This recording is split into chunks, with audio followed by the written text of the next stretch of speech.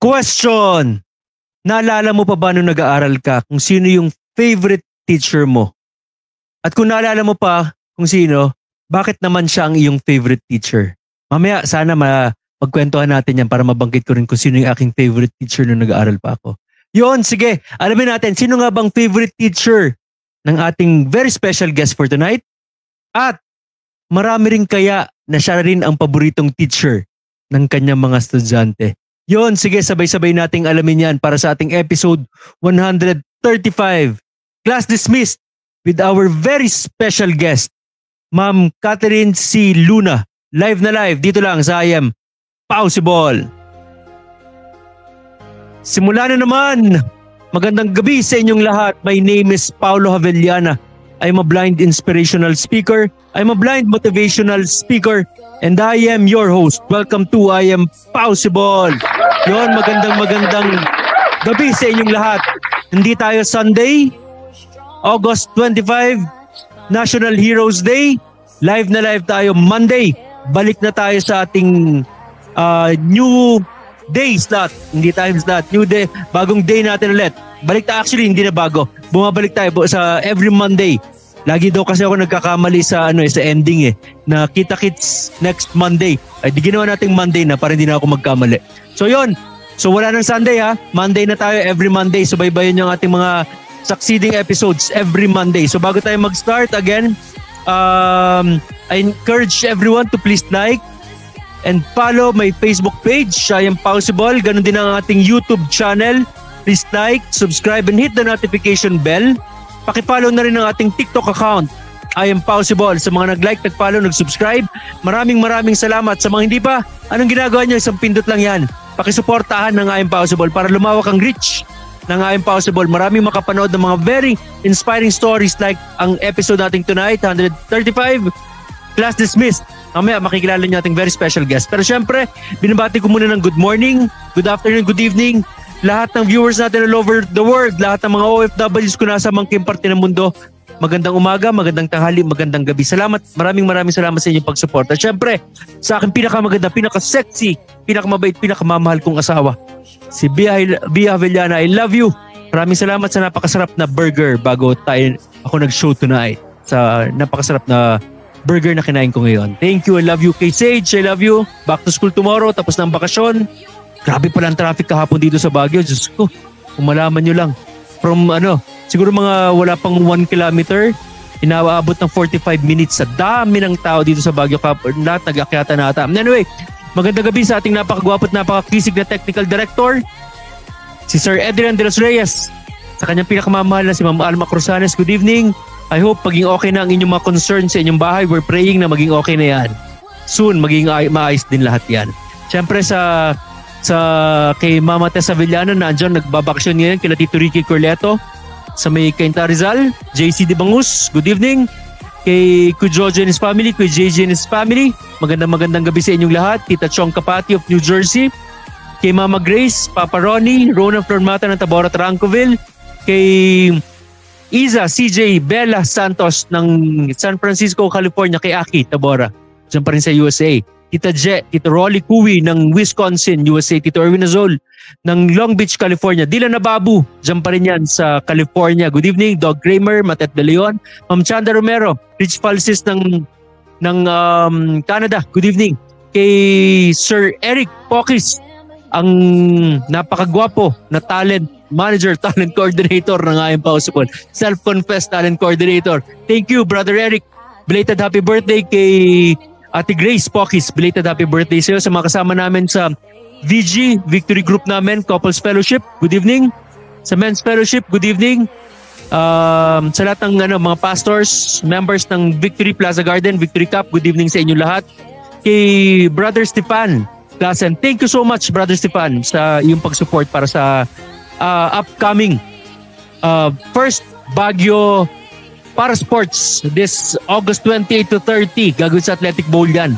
So sa mga viewers na taga Baguio, please support district meet para sa mga para-athletes, mga PWDs. Ako, I'll be joining ang athletics, part ako ng athletics team na javelin, discus, and shot put.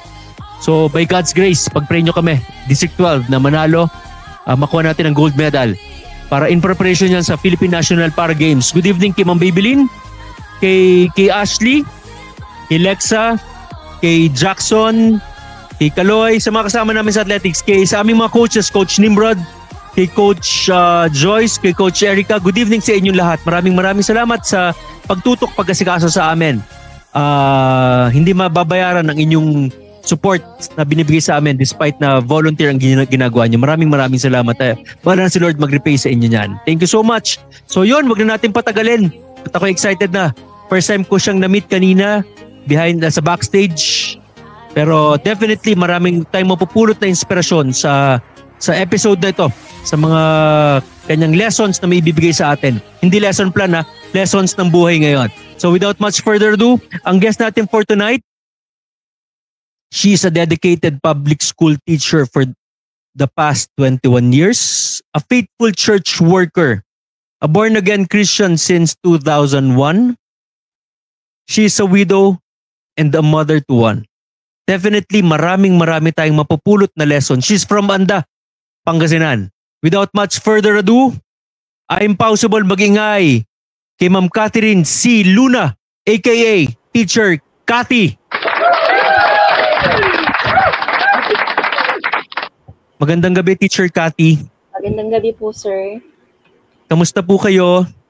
Okay naman po. Maayos naman po ako. Kamusta ang panahon dyan sa Anda, Pangasinan? Andyan kayo sa Anda ngayon, ano? Yes po, sir. Mainit na po kanina. Wala na pong ulan. Pero kahapon, umulan pa po. Dito sa Baguio, grabing ulan nung hapon. Sobrang lakas. Diyan sa Anda, malakas ang ulan kahapon po? Yes po, sir. Kahapon at kagabi. Marami bang dyan nagpupunta para mag-swimming sa dagat ng Anda? Mga turista? Marami po, sir. Sa Tundol, White Sand Beach. From Manila, mga ilang oras para makapunta ng Anda? Pag sarili po yung sasakyan, mga 5.5. Pero pag nagko-commute po, umaabot ng 6 to 6.5 hours. Wow, layo din ano? Yes po, sir. Ano po yan? Island ang Anda, di ba? Yes po, sir. Known ang Anda po as Mother Island of 100 Islands. So yan ang pinakamalaki? Opo. Wow. So from Alaminos, magbabangka na papuntang Anda? Yes po, sir. Wow. Na po. So, pwede na sige. by land. Pero meron din? 45 minutes. Kasi may tulay na po connecting Anda to Bulinaw. Kaya okay. Yung iba umiikot pa po talaga. Pero pag shortcut, gusto nila ng shortcut, mga ilang minutes lang po from Alaminos to Anda. Sa Barangay Turi-Turi po ang baba po nila. Sige. Sana po makapasyal din kami ng family ko dyan sa Anda. Mabisita namin ang Anda soon. Yes. Sige. Ma'am, Teacher Cathy, bago tayo mag-start, baka meron kayong mga gustong batiin. Mga viewers nyo. Alam ko meron kayong number 1 fan na nanonood ngayon eh. Ayan, nanonood po ngayon si Eric, ang aking kapatid, ang aking utol. Pa-shoutout po sa kanya. Kasama si Grace, si Marico Grace, yung kanilang... Belated happy birthday! Yes po. And then, sabi po ni Tol Eric, pa-shoutout po kay Joy David at kay Fatima David. Joy David, Fatima David, mga kasama namin sa Couples Fellowship. Isang anak, ang aking prinsesa, si Angel Jessica, ang aking pamangkin, si Queenie, at ang aking baby nanay, si Nanay Tina. Wow. So yan na sa mga viewers sa mga sinoutout ni Teacher Cathy, sa mga nanonood na ngayon, pakishare yung episode natin tonight, Class Dismissed, para mas maraming makapanood, mas maraming ma-inspire sa life story, sa life testimony na ibibigay sa atin ni Teacher Cathy. Teacher Cathy, lagi kayo nagtatanong sa classroom. Ako naman ang mga magtatanong ngayon sa inyo, ha? Yes po, sir. Okay lang ba? Parang maalala mo kaya magbabalik tanaw muna tayo sa iyong nakaraan. Okay lang po, sir. Opo. Sige po. Kayo po, syempre, nung kabataan nyo, dalaga pa naman kayo, hindi pa kayo Luna niyan. Cardenia, di ba? Cardenyo. Cardanyo po. Cardania.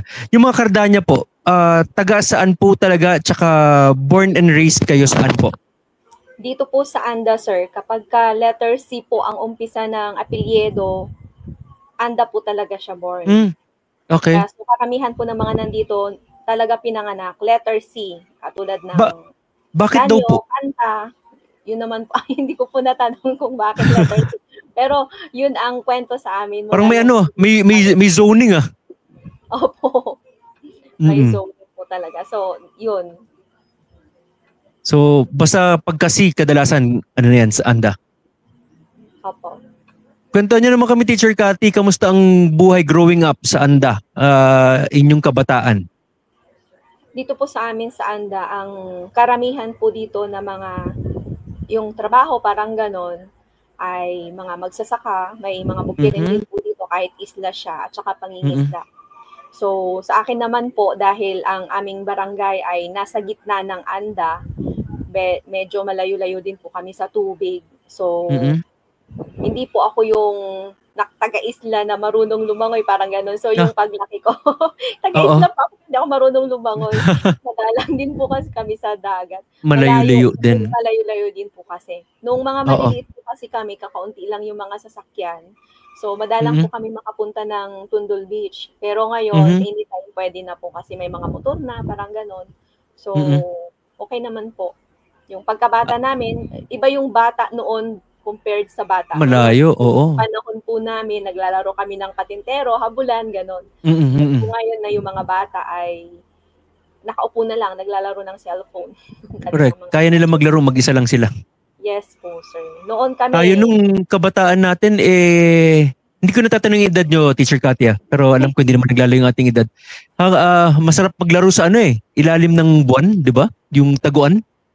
Opo, nasubukan ko rin po yun mga 1 o 2 beses kasi yung mga unang-unang tao, unang tao, gano'n, yung mga magulang po kasi namin medyo strict po sila. Bawal din kami, hindi kami palaging naglalabas sa gabi. So kahit magkakapit-bahay lang din po kami, paminsan-minsan lang po kami pinapayagan. Anong livelihood ng parents mo, Teacher Cathy?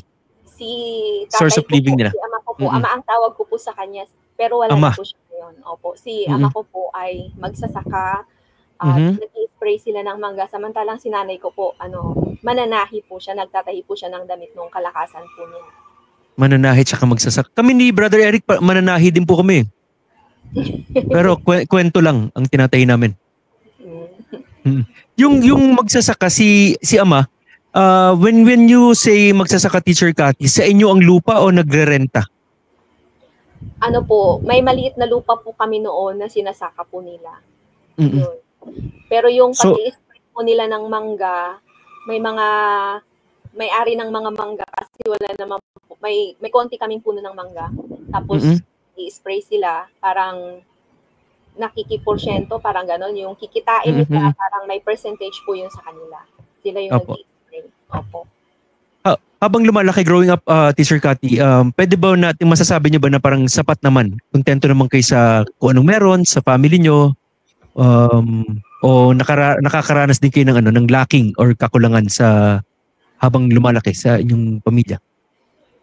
Sa amin po, kung noong maliit po ako, hindi naman po ganun yung buhay po namin. Kasi syempre, pag sinabi mong magsasaka at walang maluwang na lupa, kasi yung lupa lang po na sinasaka ng tatay ko ay parang sakto lang sa amin or kung minsan kulang pa. Kasi ang strategy na ginagawa ni nanay, kapag mura pa yung bigas, bumibili pa sila ng bigas. Tapos pag mahal na, yung bigas na naaani namin yun. So, bumibili din po kami ng bigas. At kung i-compare doon sa iba, hindi naman po ganun. Parang hindi, sabihin na natin na hindi po siya sapat. Pero at least kahit pa paano, nakakatawid naman po dahil marunong humawak ng pera ang aking nanay. Ito po yung kaibahan. Opo. Ilan po ba kayo magkakapatid, Teacher Cathy? 3 lamang po kaming magkakapatid. Pero yun nga po, kaya nang sinabi ko kanina, yung trabaho po kasi nila hindi po steady, hindi po yung income, hindi naman po siya talagang katulad natin ngayon na nag-work na mayroon kang inaasahan na monthly, ganon. Sila kung mayroong katapusan. Opo, kung mayroong patahi, si nanay, yun.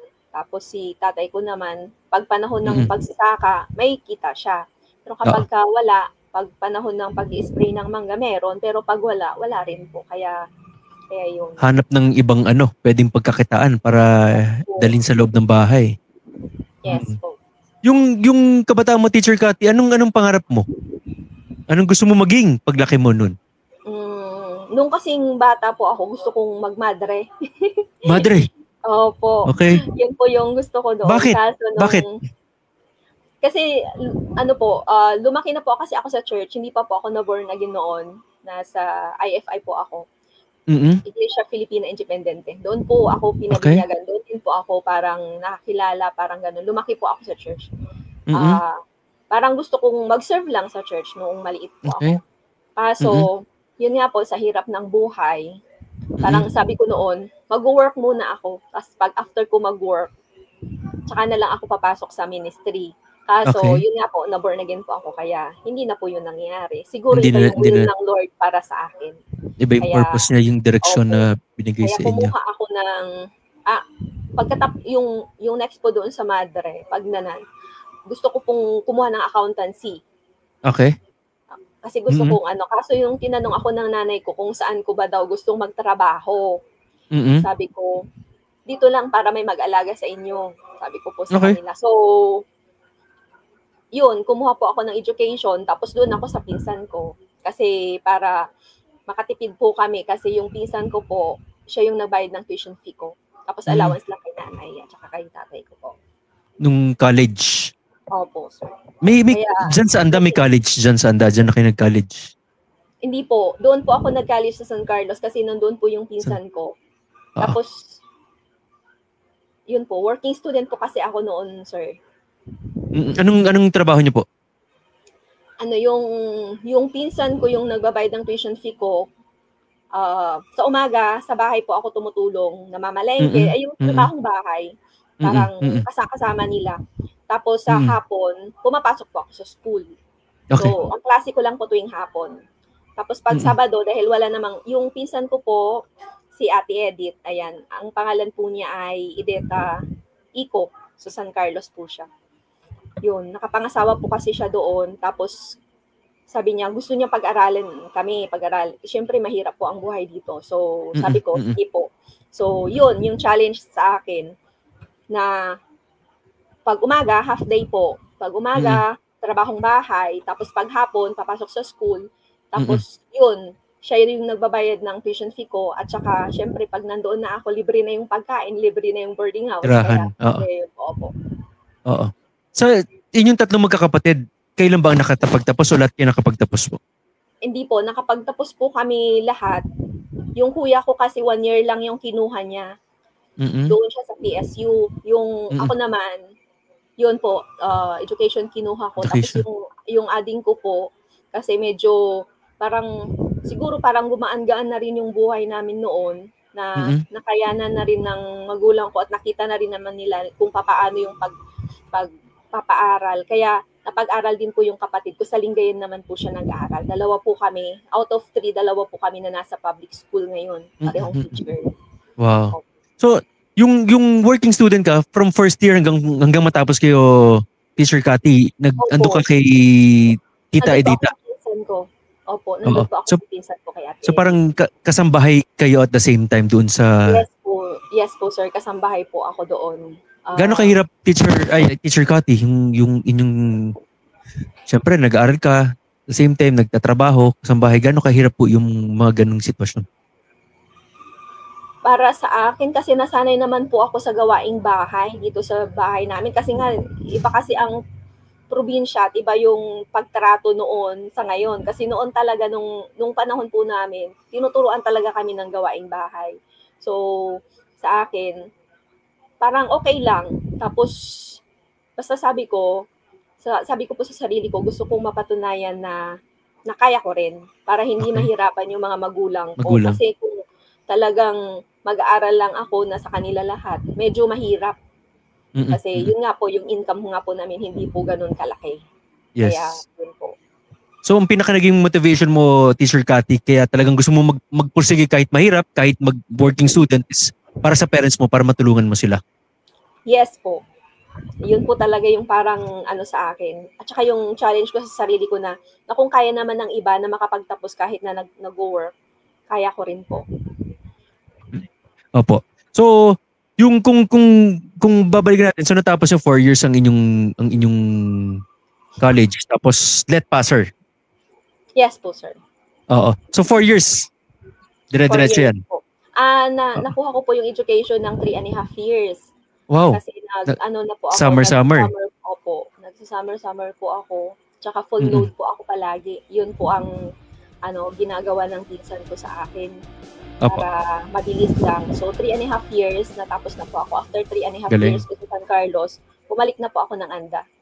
Nagturo na po naman ako kaagad ng kindergarten.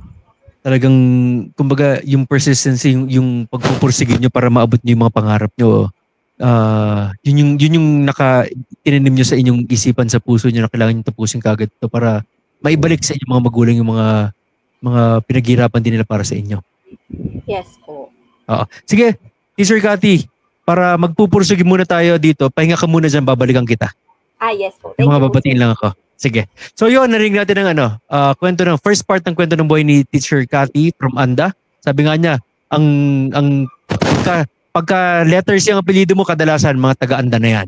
Yung kanyang dalaga Cardanya ata yun ang kanyang maiden name. So from ANDA, pinalaki siya ng isang farmer. Ang mother niya isang mananahi. So kumbaga hindi naman sapat-sapat, minsan nagkukulang nga pagka may ani, may pera. Pagka may spray ng mangga, may pera. Pero pagka wala, hanap na naman ulit. Yung nanay niya pagka may tanggap ng tahe doon. So tatlo sila magkakapatid. Nakita natin yung typical buhay sa probinsya na kumbaga yung luho. Yan ang mga hindi masyadong naramdaman nila Teacher Cathy nung kanyang kabataan dahil sa hirap din ng buhay sa kanila, sa lugar nila, sa probinsya nila. Pinag-aaral ng kanyang pinsan, nagtrabaho para makatapos ng pag-aaral, nagpursige para matulungan ng kanyang mga magulang. Anyway, Philippine Standard Time, it's 8:26 in the evening again. Philippine Standard Time, it's 8:26 in the evening. So yun, sa mga viewers natin, kung meron kayong mga products, brands, any labels, businesses, any events na gusto nyong gamiting platform mga I Am Possible para ma-promote ang inyong mga produkto, ang inyong mga negosyo, ang inyong mga events. Excuse me. Meron kami mga sponsorship packages na pwedeng i-offer sa inyo. You may contact us para mapag-usapan natin. 0927-1818-337 again. 0927-1818-337 or mag-DM lang kayo sa aming Facebook page para masend namin ang mga sponsorship packages. Para magkatulungan tayo, ma-promote namin, malagyan namin yung mga labels, mga logos nyo sa YouTube, sa Facebook, sa TikTok account. Matulungan nyo din mag-grow ang Impossible sa aming mga advocacies. So magtulungan tayo. Kontakin nyo kami, mag-DM lang kayo para sa mga sponsorship packages. Pwede rin kayong, kung gusto nyo naman mag-support, mag-donate, mag-pledge in any way, shape, or form.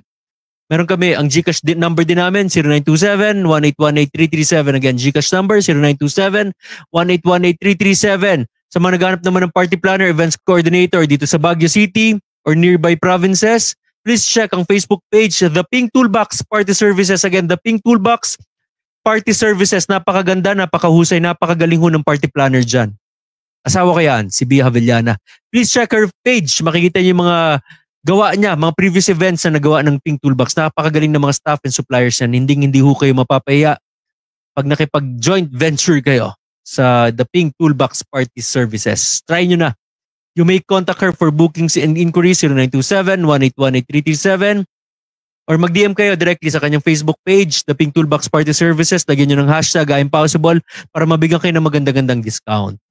Sa mga naghanap naman, sa mga viewers natin dito sa Baguio City or kung taga-province kayo, na meron kayong kakilala, anak, kaibigan, pinsan, or kung sino man to na naghahanap ng boarding house dito sa Baguio City. Meron pa kaming 5 beds available ang Villa Loca. Dito lang yan sa may number 39 Cabinet Hill. 5 beds available, 2 beds for male, 3 beds for female. Kontakin nyo ako sa 0915-466-7410 or mag-comment kayo dito kung kailangan nyo, kung naghanap kayo ng boarding house, bed spacer dito sa Baguio City. Again, Cabinet Hill, nasa likod lang ng Dole. Walking distance yan sa Victory Liner Terminal, SM, UP, UC, even UB. Session Road, pwede nyo lakarin. Very accessible. All in na yan. Pag-usapan natin ang presyo dyan. So again, may 5 beds available pa sa mga naghanap ng bed spacer dito sa Baguio City. So yun, again, maraming salamat sa inyong lahat, sa mga patuloy na tumututok, nakikinig, nanonood sa ating episode 135, Class Dismissed with Teacher Cathy Luna. Going back kay Teacher Cathy. Teacher Cathy? Yes po, sir. Sige, tapos na kayo may I go out joke. Sige po, Teacher Cathy, baka pwede naman po, kayo naman na magtrabaho kasi nagtrabaho na ako eh. Ako rin ng commercial eh, live yun eh. Baka pwedeng pabasa po ng mga comments and shoutouts natin. Ito po si Sir or Ma'am Renzi Lor. Shout out po sa VG leader namin na si Eric De Vera Pukis. Ayan. Yes. So, good evening, Brother Renzi. Yes po. Si Sir Eric, sabi naman po niya alin ang Father Island. Wala naman pong specific na nakalagay. Yung Mother Island lang po talaga. Di ba? So, mga dad jokes niyan eh. Opo. Siya yung dahilan kaya nandito ako ngayon. Tapos sabi niya, loosen up, tol, Kat, sabi niya, huwag kabahan. Kinakabahan first time ko po kasi. Okay lang yan. Tay-tay lang to, Teacher Cathy. Mga 1,000 lang nanonood dito, huwag kang kabahan. Ayan po. Tapos sabi ni Kumari ko, Grace Puki, sabi po niya, go Mars, we are so proud of you. Thank you, Mare. Yes. Ayan, thank you po. Meron pa po? Tingnan po natin.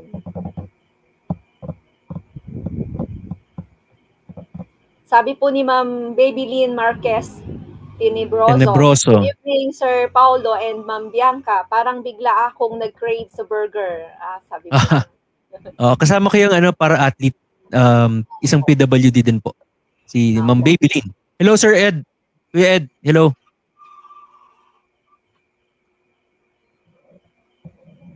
Yun lamang po, sir. Okay na? Yun, maraming salamat sa mga viewers. Sige, maganda lang kayo, mag-comment lang kayo. Habang umaandar, nagkwentuhan kami ni Teacher Cathy, comment kayo kung ano mga masasabi niyo sa mga pinag-usapan namin, sa mga kwento ni Teacher Cathy.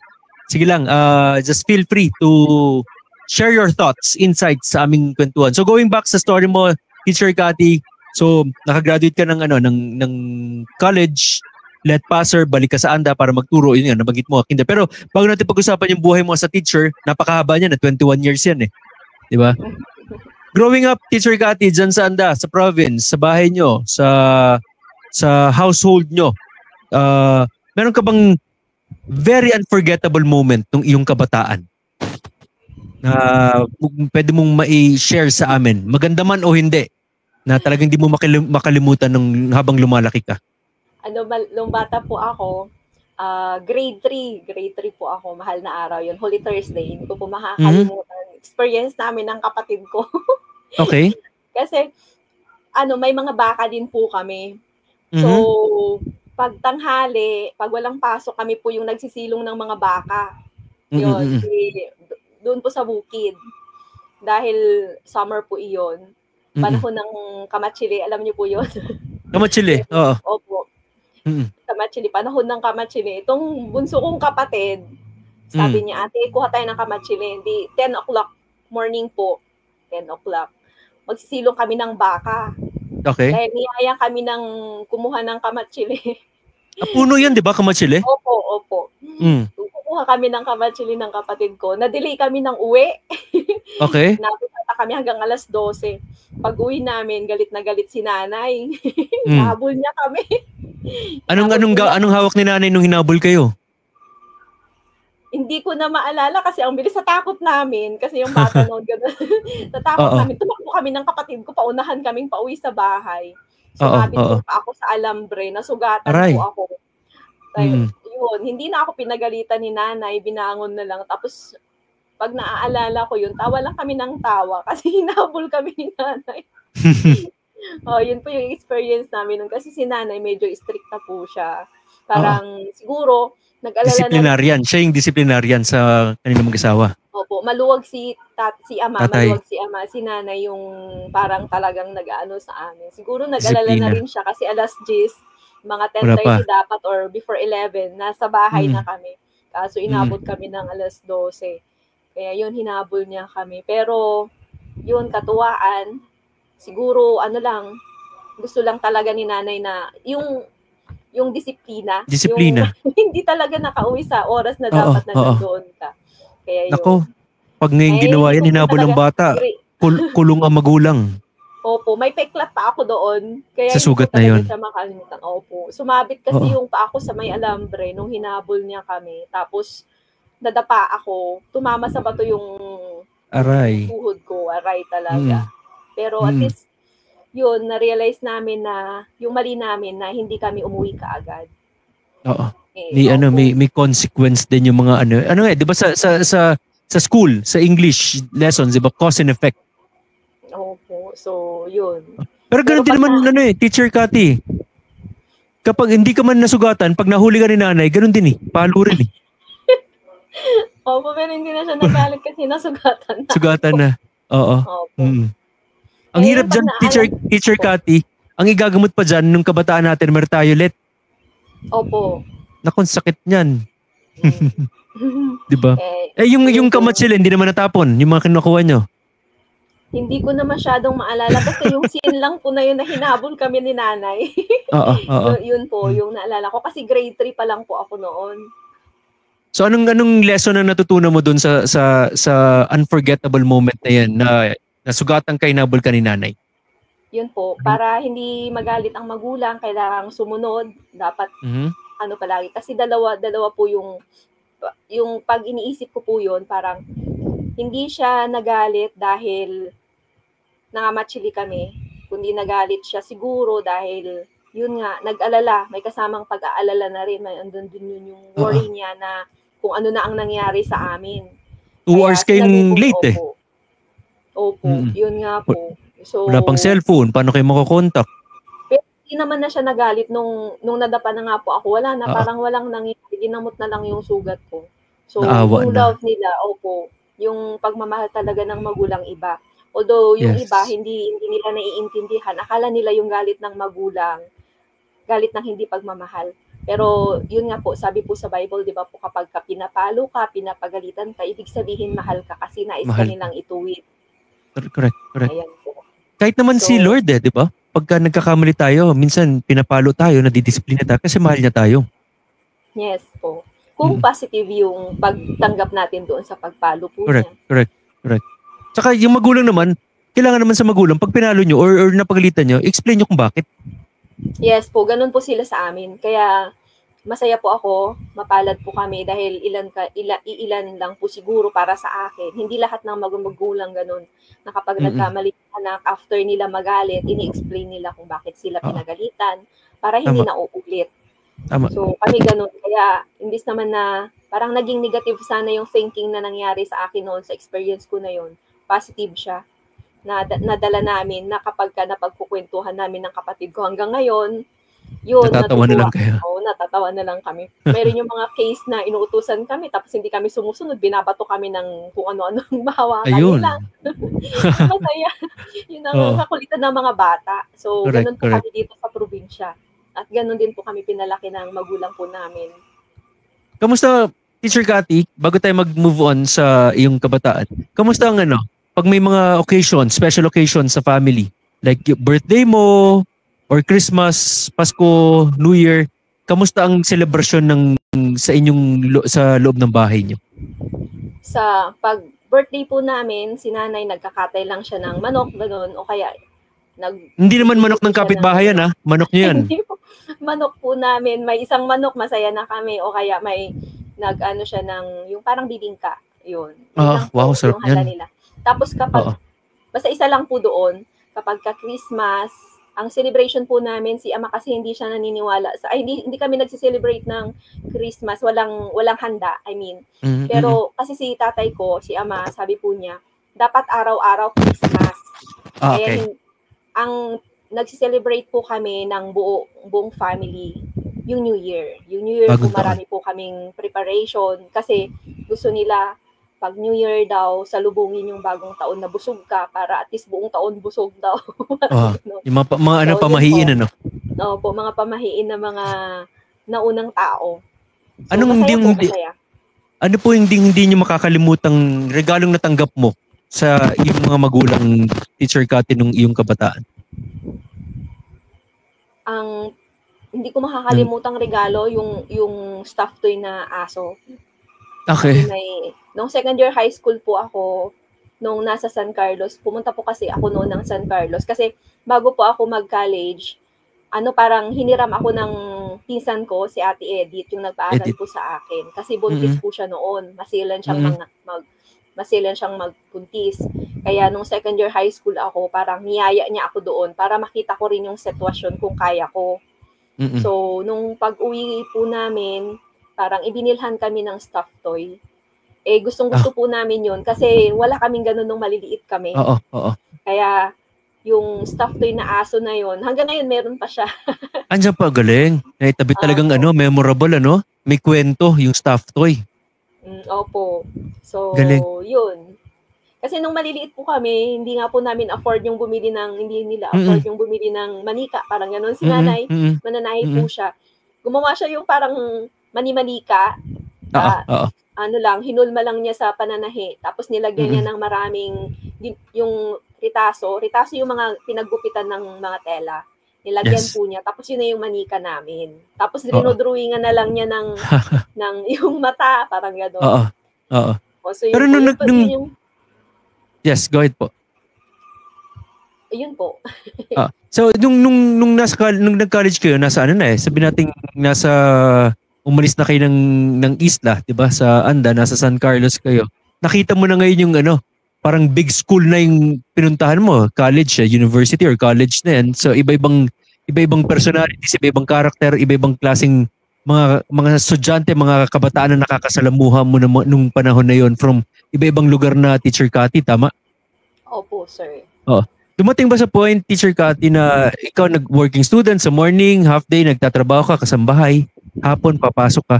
Dumating ba sa point, Teacher Cathy, na nag-question ka na parang, ba't yung mga kaklase ko, okay sila, parang hindi nila kailangang magtrabaho para makapag-aral. Ako, ganito ang buhay ko. Dumating ba sa point na nag-question ka na? Hindi naman po. Hindi ko po na-experience yun. Kasi ang ko lang po noon is makatapos lang talaga. Wow. Kaya masaya naman po ako sa ginagawa. Kasi mula nung maliit po ako, parang bahay lang po kasi talaga ako. Hindi po ako kasi nung maliit po ako, sakitin po ako. Parang hindi ako gumagala, parang gano'n. Hanggang ngayon, nakasanayan ko na sa bahay lang. Nung college po ako, ang daanan ko lang is kung wala po ako sa school, nasa bahay po ako. Kung wala ako sa bahay, sa simbahan. Dumadaan po ako sa simbahan. Kapag ang klase ko po ay hanggang 6 o'clock, after ng klase ko sa hapon, dumadaan po ako sa simbahan. Hindi pa po ako na-born again noon. Malapit lang kasi po doon, nilalakad lang namin. Yun lang po yung ko. Kaya routine parang nyo. Yun po yung routine ko. Parang hindi naman po siya na-distract at saka limitado po yung mga naging kaibigan ko noon. Nakakasama ko kasi nakakasama ko lang sila sa subject na yon. Tapos after ng klase namin, kung hindi ako nasa library dahil gumagawa po ako ng mga assignments, umuwi na po ako ng bahay kasi may mga obligasyon po ako doon na ginagawa. Nung nag-graduate kayo, Teacher Cathy, sa edu course mo, andun ang both parents mo sa graduation mo? Yes po, nandoon po sila. Anong experience? Paano mo ma-share sa amin yung feeling na pagka-graduate mo, sinalubong ka ng magulang mo, ng nanay mo, tatay mo, anong pakiramdam po? Parang nung graduate po ako, ang saya-saya sa pakiramdam na nakatapos ka ng pag-aaral, tapos nakatulong ka sa magulang mo. Yung alam mo po yung pakiramdam na hindi sila masyadong nahirapan dahil pinag-aral ka nila, parang gano'n. Yung hindi yung parang proud ka sa sarili mo dahil nagawa ko ito sa sarili ko, hindi. Yung feeling na nakatulong, nakatulong ka. O kahit papaano nakatapos po yung isang anak nila na hindi sila yung kumbaga kalahati yung bigat na nakibahagi ako sa kalahati ng bigat na kinargo mo na. Kasi di ba po usually ang isip natin or sa akin kasi nag-worry na rin ako kasi yung anak ko grade 10 na po. Parang ang worry mo, papaano na yung pag-aral ng anak ko, saan ka kukuha ng tuition fee, allowance, ganito, ganyan. Pero nung sa akin, sabi ko, masaya po ako dahil hindi siguro ganun nahirapan ang mga magulang ko. Kaya yun. Pero inialay ko pa rin po sa kanila yung diploma ko, yung nakamit ko nung nag-graduate ako kasi sila yung rason kung bakit nakatapos po ako. May honor ba kayo? Masaya din sila. May honor ba kayo nung nag-graduate kayo, Teacher Cathy? Sa wala, tinatanong lang naman. Baka lang naman meron. Para mas lalong ma-inspire ang mga viewers natin, di ba? Opo, meron naman ano po. Kayo? Graduate. Ano po, graduate po ako ng education, magna cum laude. Wah, tapos natatawa kayo, Teacher Cathy. Yan ang mga pinagmamalaki, di ba? Working student, kasambahay. 3.5 years tinapos ang education, tapos magna cum laude, di ba? Sino hindi pa i-inspire dyan? Natutuwa naman po kasi kahit papaano. Yun po kasi yung challenge ko noong before ako mag-college. Yeah. Sabi ko po sa sarili ko, nais kong mag-aral. Kasi kung ano po yung naisip mo, yun po yung sinisikap kong gawin. Nais kong mag-aral. Focus. Opo. Nais kong makatapos. Kahit working student ako, nais kong ma-prove na pwede ka, kahit working student ka, na makatapos with flying colors. Wow. So, through the blessing of our Lord, nakuha ko naman po iyon. Kaya lang, yung kalakip po nun mabigat kasi yung expectation. Kaya kung minsan hindi ko na po sinasabi kasi aside from yung iba kasi kapag sinasabi nilang ganun, parang nayayabangan sila, parang ganun. So, hindi ko na lang po sinasabi. Pero at least sa sarili ko, parang fulfillment kasi yung nakatapos ka na, sabi mo sa sarili mo na, Lord, nais ko pong makatapos ng ganito kahit working student ako. Nais kong ma-prove sa sarili ko na kaya ko. Correct. Para at kung nakita ng ibang tao na kaya mong makatapos, kaya mong makamit yung nais mo kahit mahirap lang, kahit working student ka, pwede nilang maging basihan po yun. So, yun po. Doon natin mapapakita, Teacher Cathy, na talagang yan ang patuloy na hindi hadlang ang kahirapan para maabot ang mga pangarap. Opo, check po kayo dyan, sir. Correct. Diba? Talagang may kasabihan nga diba, Teacher Cathy, na hindi mo kasalanan kung pinanganak kang mahirap. Pero kasalanan mo na kung mamamatay kang mahirap. Opo. Kasi may mga paraan. Opo. Correct. Yung ginawa nyo, pinakita nyo, prove nyo. Yung kumbaga, yung kahirapan hindi naging hadlang, hindi nyo ginamit na yung kahirapan na dahil mahirap ako, aalis ako sa magtatrabaho ako. Yung kumbaga, magre-rebelde ako, yung whatever, yung mga negative sa inyo, yung kahirapan, you turned it into positive. Yung mindset nyo, yung nagkaroon kayo ng right mindset in dealing with condition, with situation, hindi kayo nagpatalo sa sitwasyon kung anong meron kayo. Yes po. Opo. Galing. So ano sinabi ng parents mo pagka-graduate mo, Teacher Cathy, kung maalala mo? Masaya po anak, sila. pwede ka na mag-asawa. Naka-graduate ka na, pwede ka na mag-asawa. Opo, yan din po yung isa. Kasi nung sabi ko pa kasi no diploma, no boyfriend. Kaya, wow. boyfriend na lang po ako tapos na. Galing. So talagang makikita natin, pagka nakafocus ka, alam mo kung anong gusto mo, may vision, yung clear sa mind mo kung anong gusto mo, talagang walang pwedeng maging hadlang. Yun ang importante, yung vision, yung clarity ng goal, ng gusto, di ba? So after graduation, let passer, pangilang kayo sa board exam, Teacher Cathy, hindi naman tayo magyayabang. Hindi po ako nakasama sa top noon, pero nakapasa po ako kahit pa paano. Yun importante, di ba? Kinabahan. Ang laki ng, gaya nga po na nabanggit ko, parang pressure. Nakakatakot yung pressure. Tapos, mag-i-exam ka, hindi mo alam yung expectation sa'yo. Akala ko nga hindi po ako papasa. Mabuti na lang pumasa po ako, mabuti ang Panginoon. Sabi ko, saan ko kaya ilalagay ang mukha ko? Yun po yung pressure kapag may title ka, once you graduated. Kasi nung nag-aaral po ako, nais kong makagraduate na may honor para ma-prove na kaya ko. Yes. Pero after graduation, na-realize ko na napakabigat pala ng responsibilidad ng may title. Kasi yung expectations nila sa'yo, grabe, mataas. Lahat. So, yun po, hindi ko po dinideny. Talagang medyo nahirapan po ako dahil doon sa expectation. At the same time, na-overwhelm ka. Kasi ako noon, nagtuturo na po ako, kindergarten po yung hawak ko. Morning and afternoon session. Morning session, voluntary po yun. Voluntary para makakuha lang po ng experience. Kasi sabi ko nga po, diba, after graduation, after ng October, 2001 after ng kung nakatapos sa October. Alam ko na kung ilang taong kayo, ma'am. Nagturo na po kaagad ako ng kindergarten. So, morning session ko po doon sa barangay namin. And then after ng session, another barangay. So, ibig sabihin... walang bayad yan? Ano po, volunteer? nagbibigay sila ng 25 pesos per head. Tapos the rest na, opo. Okay. Yung gasolina, parang ganun, parang sa amin na. Yes. So, yun lang po, parang kaya siguro, yung focus, yung pagod ng katawan, parang ganun, plus yung expectation, yung nerve, yung nininervyos ka during the exam. Yun. Pero, hindi naman reason yun bakit hindi ako nakakuha. Pero, importante, pumasa po ako. Correct. Yun naman importante, di ba? Aanin mo yung sobra.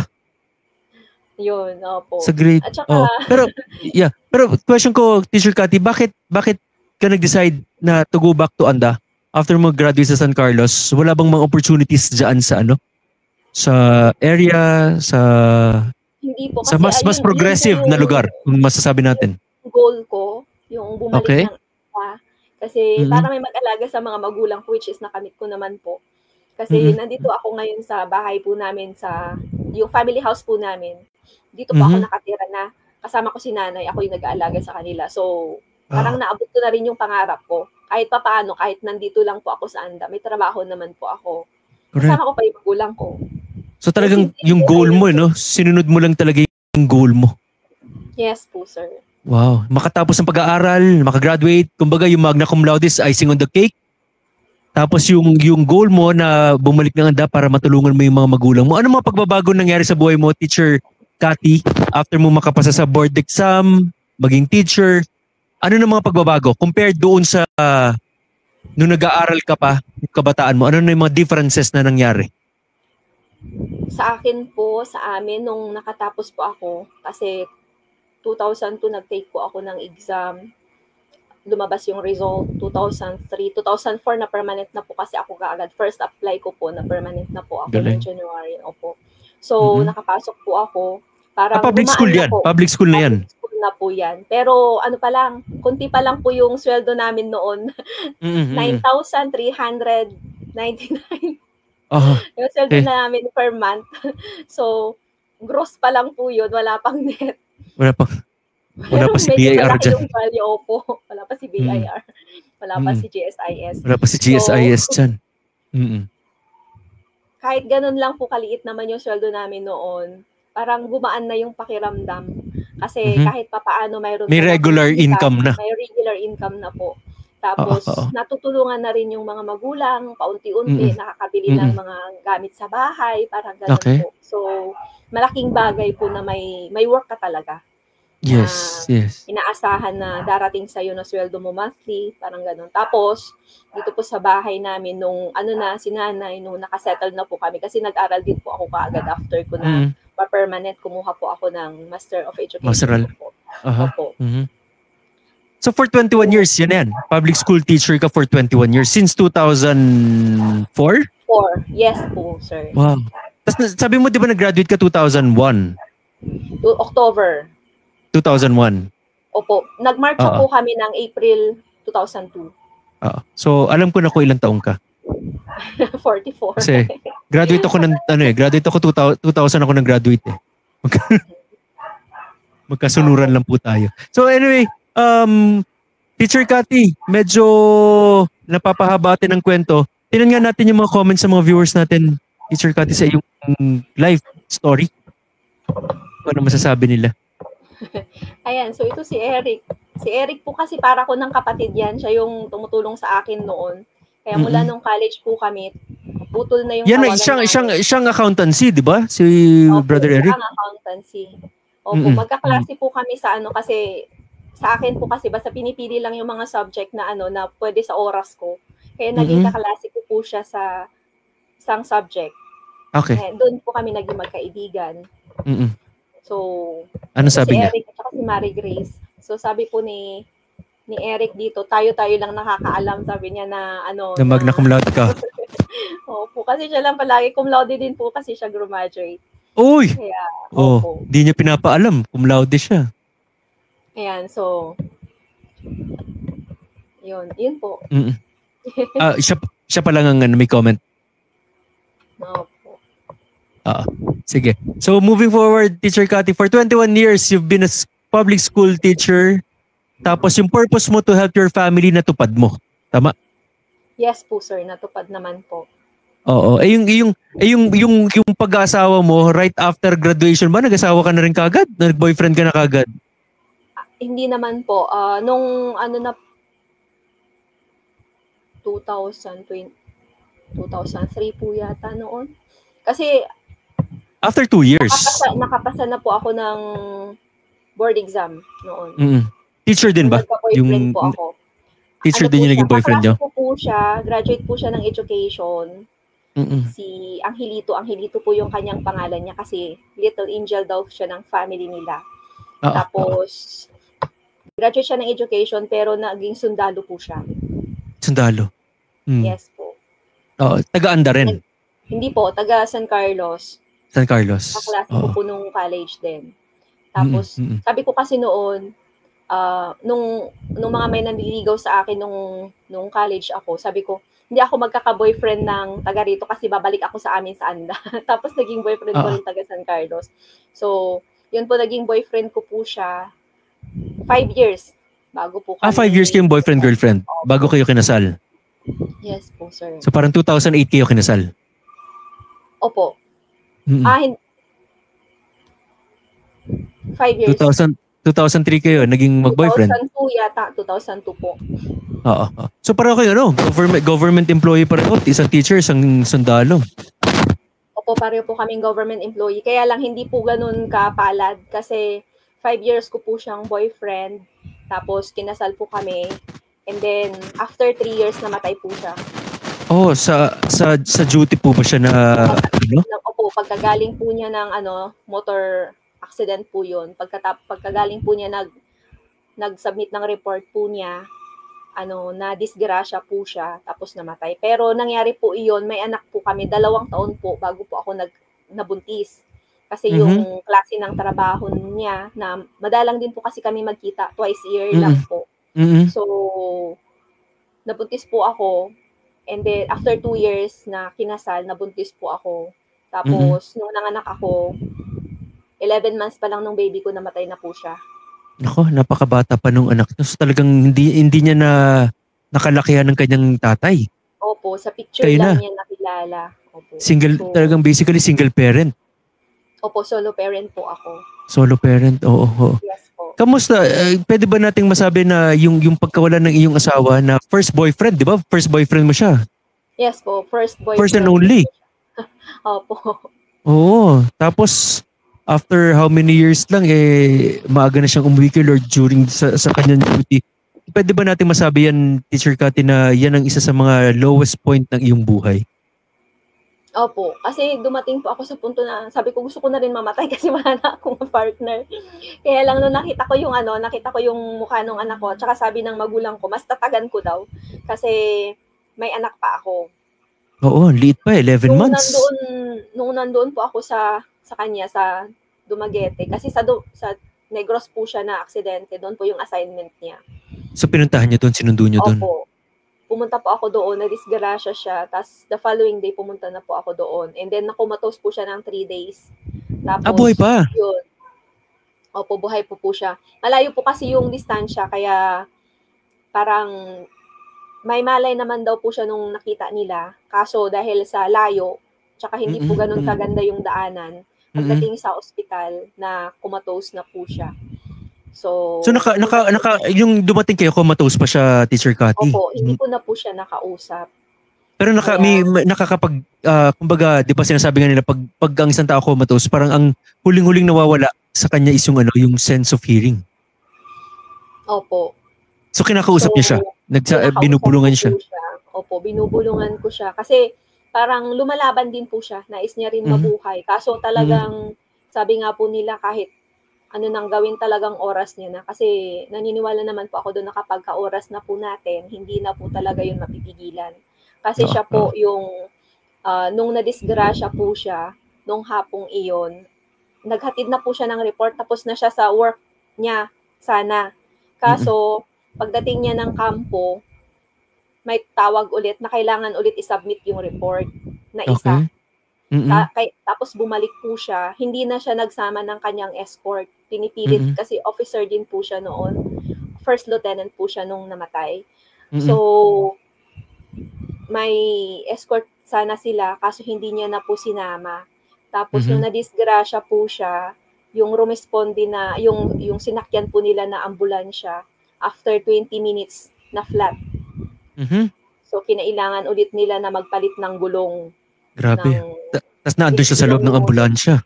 Yes po. So, nung naayos na raw po yung sasakyan, yung ambulansya, tsaka naman dumating yung nagresponde ulit sa kanila. Kaya sabi po nila sa akin, pinaliwanag nila na talagang oras na. So, yung biro ko na lang sa sarili ko po para mapagaan ng konti. Yung mission lang ng asawa ko sa mundo ay para bigyan ako ng anak. So, yun na lang po.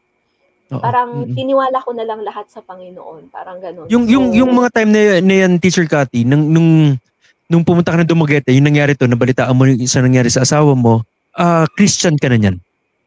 Opo. 2000, before po ako ng ANDA, 2001 po ako naging born again. Dahil naman po doon sa kaklase ko po na isa, na kaibigan ko rin at kumare ko rin po si Marisa Ramos. Ngayon, so, college ka na nung you accepted Jesus Christ as your Lord and Savior? Po. College. Anong personal encounter sa'yo, Teacher Cathy, na para tanggapin mo si Lord, isurrender ang buhay mo kay Lord nung college ka? Anong sitwasyon ng buhay mo nun at tinanggap mo siya? Parang ako po kasi yung mahilig din po kasi ako maghanap. Tapos open po ako kung sino man ang magyaya sa akin sa mga churches, parang gano'n. May mga kaklase po ako at kaibigan na iba-iba yung churches nila. So, niyayaya nila ako, sumasama po ako. Tapos yun, si Marisa, sinama po niya ako sa church nila. Parang magaan yung pakiramdam, iba yung pakiramdam mo na nandun ka sa church na yun. Kaya yun po. Pero yung lowest point na down ako, hindi po siya ganun. Hindi ko po parang, siguro down na rin kasi working student nga po ako, medyo mahirap din po talaga na sitwasyon iyon. Pero nung nakilala ko po, nung nag-surrender na po ako sa kanya, parang voluntary na lang. Siguro yun na rin yung time. Kasi naniniwala po ako na may perfect time po lahat. At parang pinagdudugtong-dugtong lang ang lahat-lahat. So, before po ako makauwi ng ANDA, na nakilala ko po si Jesus, sinurrender ko yung sarili ko sa kanya. Parang ni-ready lang po ako na pagbalik ko ng ANDA, ready na ako. Parang gano'n. So, sa mission na gagawin mo sa buhay, yung bagong mission mo sa buhay mo, apart from being a teacher. Kung sakaling hindi ko po nakilala si Marisa at hindi po ako na-born again, baka nandun pa rin po ako sa unang nais ko. Yung Madre. Tulad ng nabanggit ko po kanina. Madre kayo ngayon. Opo, di wala sana akong anak. Kaya siguro mabuti talaga ang Panginoon. So may purpose talaga. Oo. May purpose. So yung kung babalik natin yung pagpunta mo sa Dumaguete, doon sa yung husband mo nga comatose doon. Yung ba may moment ba yan na you question God na ang aga pa para mawala ang mister ko, ang asawa ko. Bakit siya? Bakit sa akin to nangyayari? Sa amin nangyari to. Did you question God, Teacher Cathy? Hindi ko po masyadong maalala, sir, pero yun sabi ko ngayon medyo bakit ganoon, pero yun nga po kasi nung nandoon po ako parang yung feeling na parang blanco ka lang. Na hindi mo kasi hindi mo alam kung totoo yung nangyayari, no? Iyak lang ako ng iyak noon. Yun naalala ko, iyak ako ng iyak noon. Tapos nung nawala na po siya, sabi ko pwede na rin akong mawala. Yun yung isip. Pero nung umuwi ako sa amin at nabanggit ng tatay ko yung anak ko, parang akong nagising. Correct. Tapos unti-unti na lang na yun, kailangan mong maging malakas, kailangan mong kayanin. So, yun ang teacher ka na niyan, di ba? Yes po, teacher na po ako noon. So, naapektuhan ng trabaho mo, Teacher Cathy? Hindi po. Parang yun yung naging challenge sa akin. Kasi ang usapan namin ng husband ko noon, tama na sana yung teacher 3. Kasi teacher 3 na po ako noon.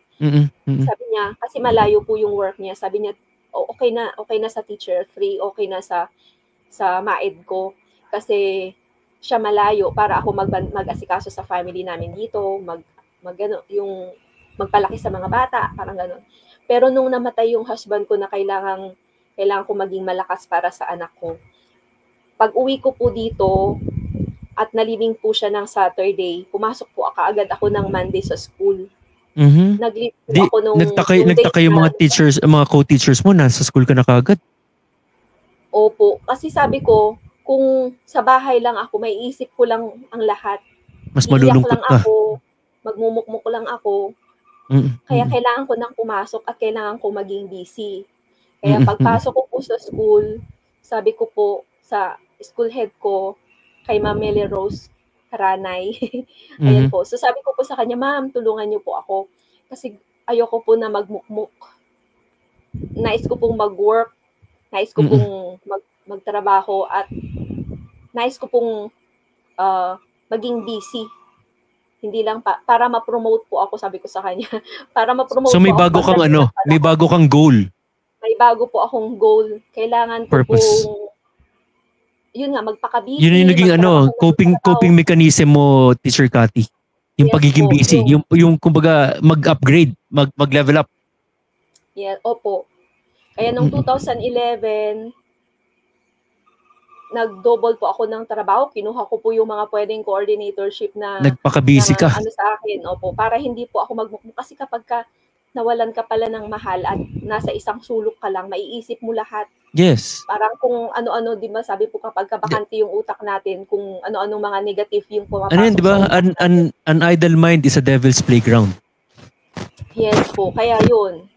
Kaya, and praise God naman po kasi after 2011 po namatay yung husband ko, 2013 na-promote na po ako as master teacher. So nakuha mo yung goal mo ulit? Opo, nakuha ko po yung goal ko. Tapos nag-enroll naman po ako ng Doctor of Education ko ng 2013. Kasi reserve po yung pagiging master teacher ko po sana para maging school head. Sabi ko, yun po yung target ko po noon. Kaya nag-enroll po ako ng Doctor of Education. Pero nung nag-enjoy na ako as master teacher, okay na rin sana ako sa master teacher kasi ayaw ng tatay ko na mag-school head po ako. Kasi sabi niya, kunti lang yung diferensya ng sweldo. Sabi po niya, correct. Ililipat-lipat ka, mahihirapan ka. Every 3 years, ibang skulahan ka. Opo. So, nung naman po, 2015, namatay din po yung tatay ko. Okay. Kaya, sabi ko, so, another coping mechanism. Opo. Kaya doble ang work. Tinapos ko, nag-enroll na po ako ng aking EDD noon, tapos tinapos ko na rin po. Hindi ko po siya natapos pala kasi nung 2015 dapat mag-comprehensive exam po ako. Kaso namatay po siya 1 month before the comprehensive examination. Kaya hindi po yun natuloy. At dahil na-delay, siguro hindi pa yun yung time ko. Kaya 2019 po ako graduate ng aking Doctor of Education. Opo. Yung sa mga losses sa family, Teacher Cathy, loss ng husband, loss of your father 2015, ano yung mga inimpress sa'yo ni Lord? Ano yung mga lessons, yung mga gustong iparating, mga natutunan mo sa mga losses na ito ng iyong buhay, lalo na sa pagdating sa mga mahal mo sa buhay, Teacher Cathy, for just a span of 4 years, your husband and your father, si Ama, namatay. Ano yung mga inimpress ni Lord, mga narinig mo kay Lord sa mga pangyayari sa buhay mo ng mga yan? Na pagsubok lamang po ang lahat ng iyon. At sa amin po kasi, yung husband ko, ang sabi ko noon sa kanya, bakit mo gustong magsundalo? Malapit sa kamatayan yun. Parang yung kalahati ng katawan ay nasa hukay na. Yes. Lalo na kapag may mission po sila na pinupuntahan. Kasi lalo na po sa kanya, sa Visayas po, surrounded by NPAs. So sabi naman po niya, kapag oras mo na. Ganun din po yung sinabi ng aking ama. Kapag natapos na yung mission mo sa mundo, sabi po niya, at wala nang, kumbaga yung kandila mo, ubos na, wala ka nang magagawa. So time mo na, kailangan mo nang tanggapin. Opo, at kailangan mong magpakatatag para sa mga naiiwan. So since parang, pangalawa po kasi ako sa magkakapatid. So, nung nawala si husband ko, syempre ako na yung head of the family namin, ng anak ko. Nung nawala si Ama, kasi si kuya ko naman po, 1 year lang po yung 1 year po yung natapos po niya. Hindi rin po ganun kaganda, wala rin po siyang permanent na trabaho. So nung nawala din po si ama, parang ako na rin po yung dumidepende na rin po sila sa akin when it comes to decision making, ganun, kasi parang panganay na rin po. Tapos yun, so sabi ko kailangang magpakatatag. So sabi ng Lord sa akin, kailangan ko pong magpakatatag. Kaya yun, pakatatag lang palagi. So pag mawalan man ng miyembro sa family, hindi ibig sabihin na end of the world na, kundi siguro, yun nga po, tapos na yung mission nila sa mundo, nagawa na nila yung dapat na magawa po nila, kaya tayong naiiwan, dapat maging matatag, kasi hindi pa tapos yung sa atin. Kasi may oras din na kukunin tayo ng Lord. So, may oras din tayo. Kailangan gawin natin yung best natin para at least pagdating ng panahon na kinuha tayo ng Lord, sasabihin ng Lord na, well done, sabi po niya, di ba po? Yeah. Correct. Biggest lesson, Teacher Cathy, na natutunan mo sa iyong nanay na i-apply mo sa buhay mo at gusto mong maituro kay Angelica din habang lumalaki siya. Angelica, tama po, no? Pangalan ng anak niyo? Angel Jessica po yung pangalan po. Angel Jessica. Jessica po. Jessica. Nawala si I. Jessica. Opo, nawala si I. Kasi yun yung request ng husband ko. Sabi niya, ang first name, kasi babae, ako magbibigay ng pangalan. Pag lalaki sana, siya. Dahil babae ako nagbigay. Pero ang request niya, ang first name niya ay Angel, yung galing sa kanya. Kaya naging Angelito. Angel Jessica. Opo. Jessica kasi Jesus at saka Cathy. Wow. Galing. Opo. Kumusta pala, bago yung lesson na natutunan mo sa iyong nanay, during those times, Teacher Cathy, na nawala yung asawa, nawala yung tatay, kamusta ang naging ang iyong relasyon sa kay Lord? Mas lumalim ba o medyo nagkaroon ka ng mga tampo kay Lord? Mas lumalim po. Kasi kapag yung alam mo yung parang wala ka ng panghahawakan, mas kakapit ka sa kanya. Kasi siya lang yung pwede mong hawakan ng mahigpit na pwedeng. Kasi kami nga, gaya nga lang po nang nabanggit ko, mula nung maliit po ako, pumupunta na rin po ako ng church. Kaya simbahan, Opo, at saka ang sabi po ng aking ama noon at ng aking ina, bago po ako pumunta ng school sa college, bago po ako mag-college, ang sabi po nila, wala akong ibang maaasahan kapag ka nalayo ako sa kanila, kundi ang Panginoon. Kaya wag lang daw pong makakalimot sa Panginoon. Yes. Kaya yun po, kaya naging matatag kahit papaano, dahil po sa turo po nilang iyon. Ganon din si nanay, yun po yung palagi po niya sinasabi na palaging magdasal, palaging magtiwala sa Panginoon, dahil wala tayong ibang maaasahan, kundi siya lang. Siya lang ang may control po ng lahat. Tama. Sige. So yan ang biggest lesson na natutunan mo sa mga magulang. Kahit anong mangyari, panghawakan natin, huwag kang bibitaw sa Diyos. Yes po. Kahit anong mangyari, siya lang talaga ang pwede nating malapitan. Yes.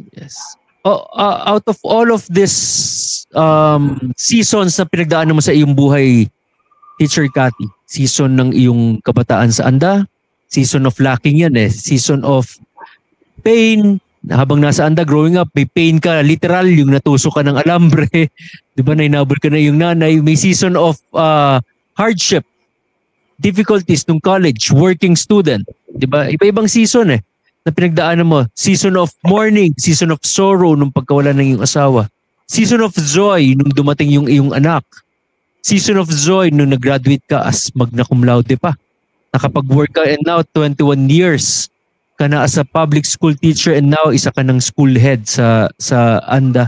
Out of all these seasons, ano yung mga lessons na pwede mong ma-share sa mga viewers natin na pinagdaanan mo sa iyong buhay, Teacher Cathy? Ang lesson lang po na pwede kong ma-share na base sa aking experience ay, yun po, wag po tayong makakalimot sa Panginoon. Siya lang po yung pwede nating maasahan. And tatandaan po natin palagi na habang tayo ay dumaraan sa mga pagsubok, mas lalo po tayong tumitibay. Dahil katulad ng ginto na dumaraan sa apoy, lumalabas po yung kanyang totoong pagkaginto. Wow. So, at saka yung palagi nating naririnig na kung gaano man kalaki yung pagsubok na dumarating sa ating buhay, mas malaki pa rin ang ating Panginoon dahil siya ang ating Diyos noon, ngayon at magpakailanman. Amen. So siya lang po yung pwede nating panghawakan. At Kapag may pananampalataya po tayo sa Panginoon, may trust po tayo sa Kanya, kahit anumang pagsubok na dumating sa ating buhay, sabi nga po nila, napapagod, pero hindi susuko. Correct. Minsan, natural lang po sa atin na manghina. Kasi ako ganun din po ako maging sa church. Sa church po, sabi ko nga, nagbibiro po ako sa pastor namin. Sabi ko, ang tagal-tagal ko ng Christian, pero baby pa rin ako, di ba, pastor? Sabi ko po sa kanya. Kasi may mga time po talaga na pinanghihinaan tayo. Yes. Hindi po natin masabi na perfect na tayo, na okay na tayo palagi. Kasi Yes. may mga time na may mga pagsubok na dumarating sa ating buhay na natatouch tayo na nanghihina. Pero at least, sabi ko nga sa mga kasama namin sa church, manghina man tayo, basta wag po tayong bumitaw. Huwag kang titigil. Palagi tayong, yes po, wag po tayong titigil. Natural lang na manghina ka, malobat ka, pero mag-charge ka ulit. Correct. Para at least lumakas ka po ulit. O, ang ibig sabihin po noon, pag nanghina po tayo, mag-charge po tayo, lumapit tayo sa Panginoon at mag-reflect na rin po kung bakit nagkaganon. Kasi minsan, yung mga nangyayari din po sa atin, dahil din po sa atin. Correct. So, kailangan din po nating i-check kung minsan yung sarili natin, kung ano yung maliman, parang ganon. So, yun po. Nawa, mapalili. Correct. Di ba yung ano tama yung sinabi niya, pagka napapagod, hindi masama magpahinga. Mag-recharge, magpahinga. Kung ang Diyos nga on the 7th day nagpahinga tao pa kaya, di ba? Opo. Oo. So yun, Teacher Cathy, bago natin pagpatuloy, medyo bumibilis ang ating oras. I don't know kung nag-dinner ka na. Baka may pasok ka pa maaga bukas. Medyo bumibilis, napapasarap ang ating kwentuhan. Bago tayo pumunta sa sa ating word association or words of positivity, paka-check naman si Teacher Cathy, baka meron tayong mga comments dyan.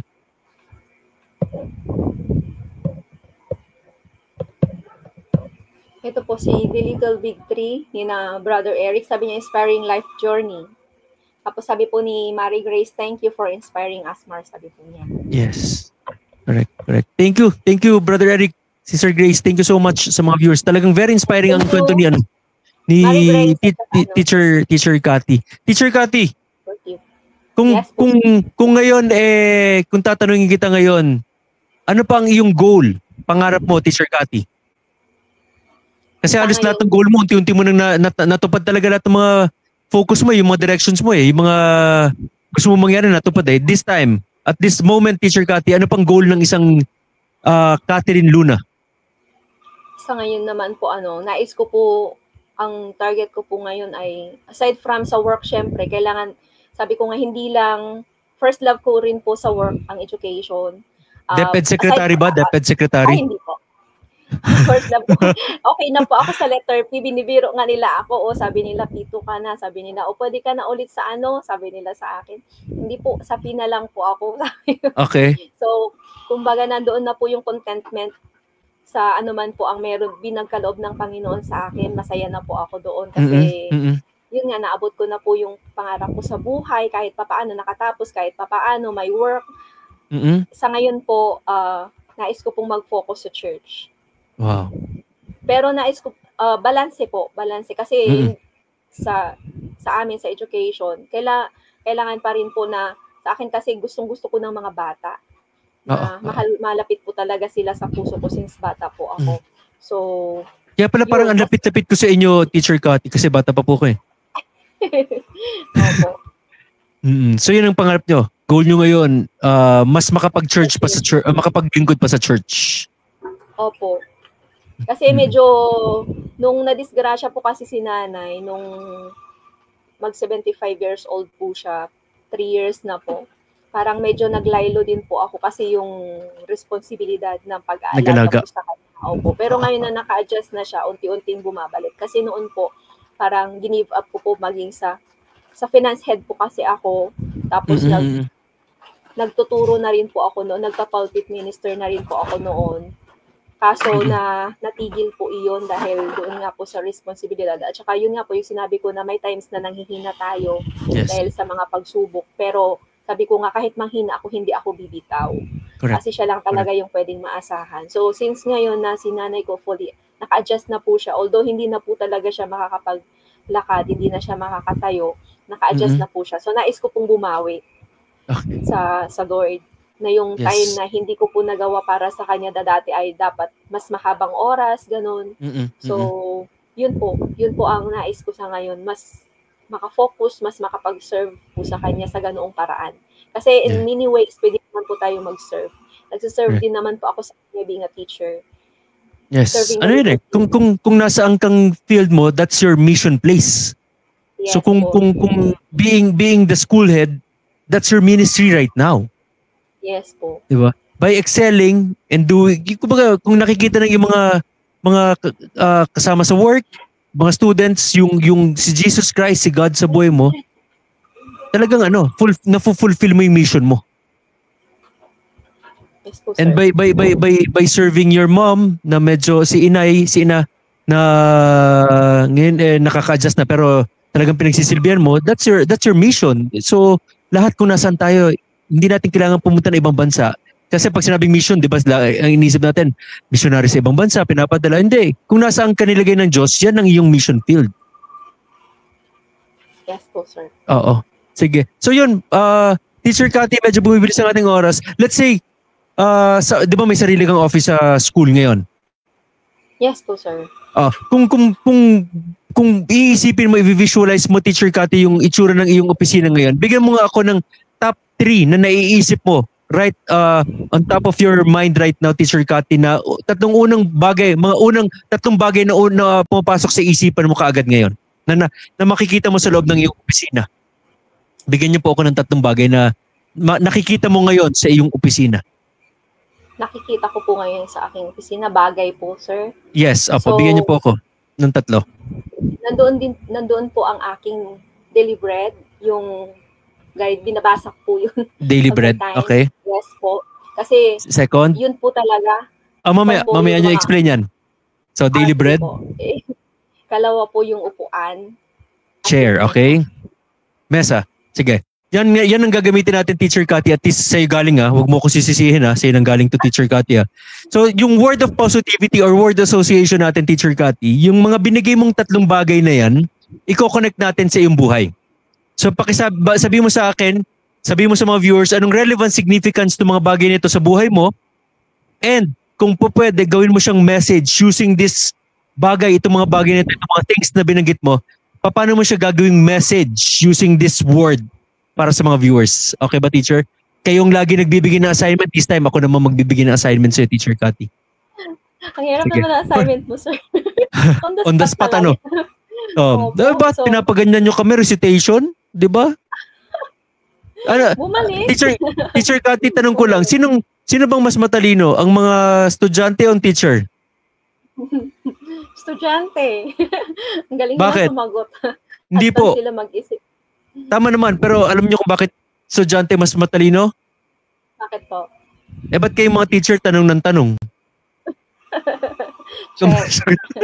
May isa pa akong yung anak ko kasi napansin ko lang kayo teacher school head teacher principal school head kayo, Teacher Cathy. Ito lang ang talaga pinagtataka ko Pag yung mga bata absent, hinihingan niyo po ng excuse letter. Bakit yung mga teacher pagka nag-absent, hinihingan ba namin magulang ng excuse letter? Hindi naman kami humingi ng excuse letter sa inyo. Ganun po. Isa pa po. Pagka magulo yung anak namin, pinapatawag nyo kaming magulang sa school. Bakit? Pag magulo ba yung anak namin sa bahay, pinapatawag ba namin kayong teacher? Hindi naman sa bahay. Hindi naman namin kayo pinapatawag sa bahay namin. Joke lang po. Baka patawagin nyo ako sa inyong opisina. Anyway, first word, Teacher Cathy, yung book, Daily Bread. Yes po. Kasi yung daily bread po natin, nandoon nakasulat po yung mga word of God na pwede nating maging kalakasan. The word is bread. So, pagkain po natin yon. So, spiritually, sa lugar po tayo nandoon, kailangan po natin ng guidance ng Lord. Kailangan nating magbasa ng kanyang word para at least hindi man po tayo malihis, hindi po tayo malihis ng landas.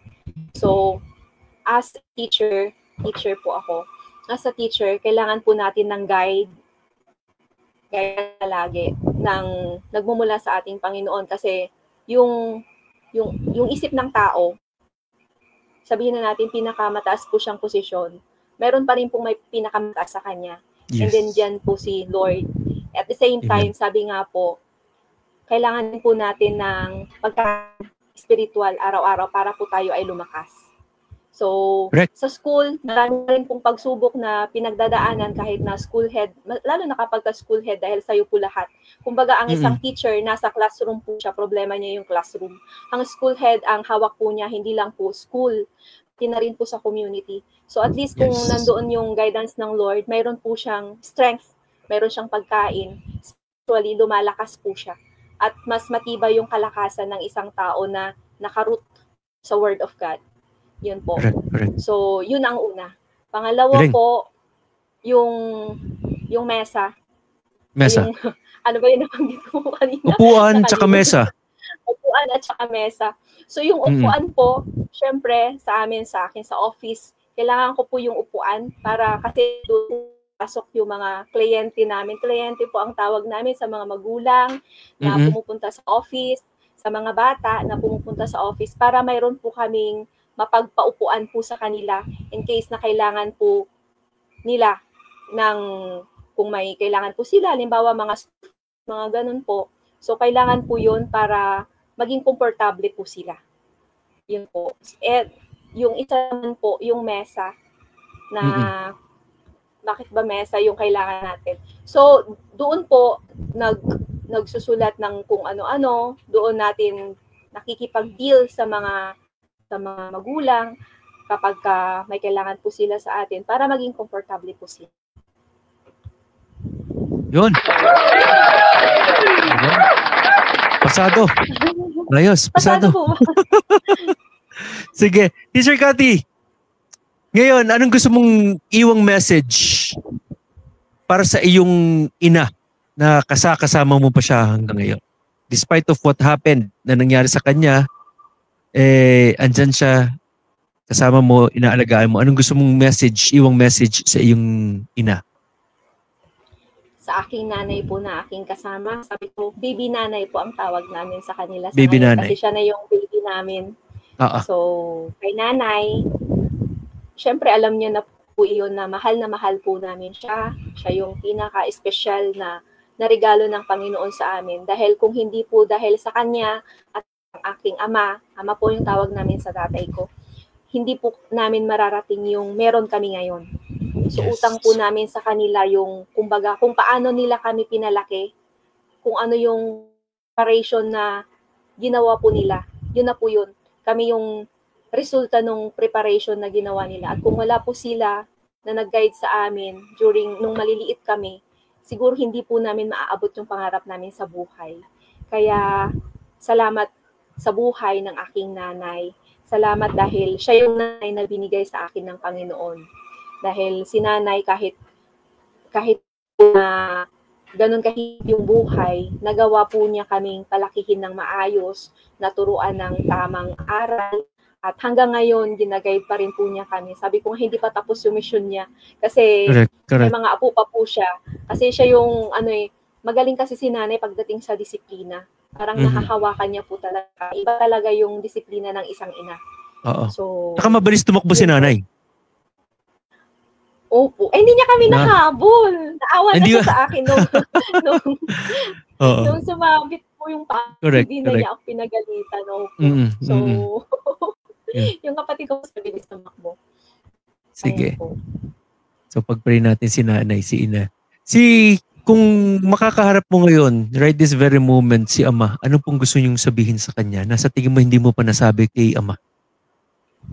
Si ama, nasabi ko naman na, kasi kami po, sa family namin, close po yung family ties po namin noon. At saka, expressive kayo sa isa't isa? Opo, nagbibigay kami ng mga flowers, gano'n, pag special occasions, kahit mga simple lang, tapos mga letters. So, siguro nabanggit ko na rin naman sa kanya, kay ama. So, salamat sa buhay niya dahil napalaki nila kami ni nanay ng maayos. Salamat sa buhay ni ama dahil hindi niya kami pinayaan sa kabila ng hirap ng buhay.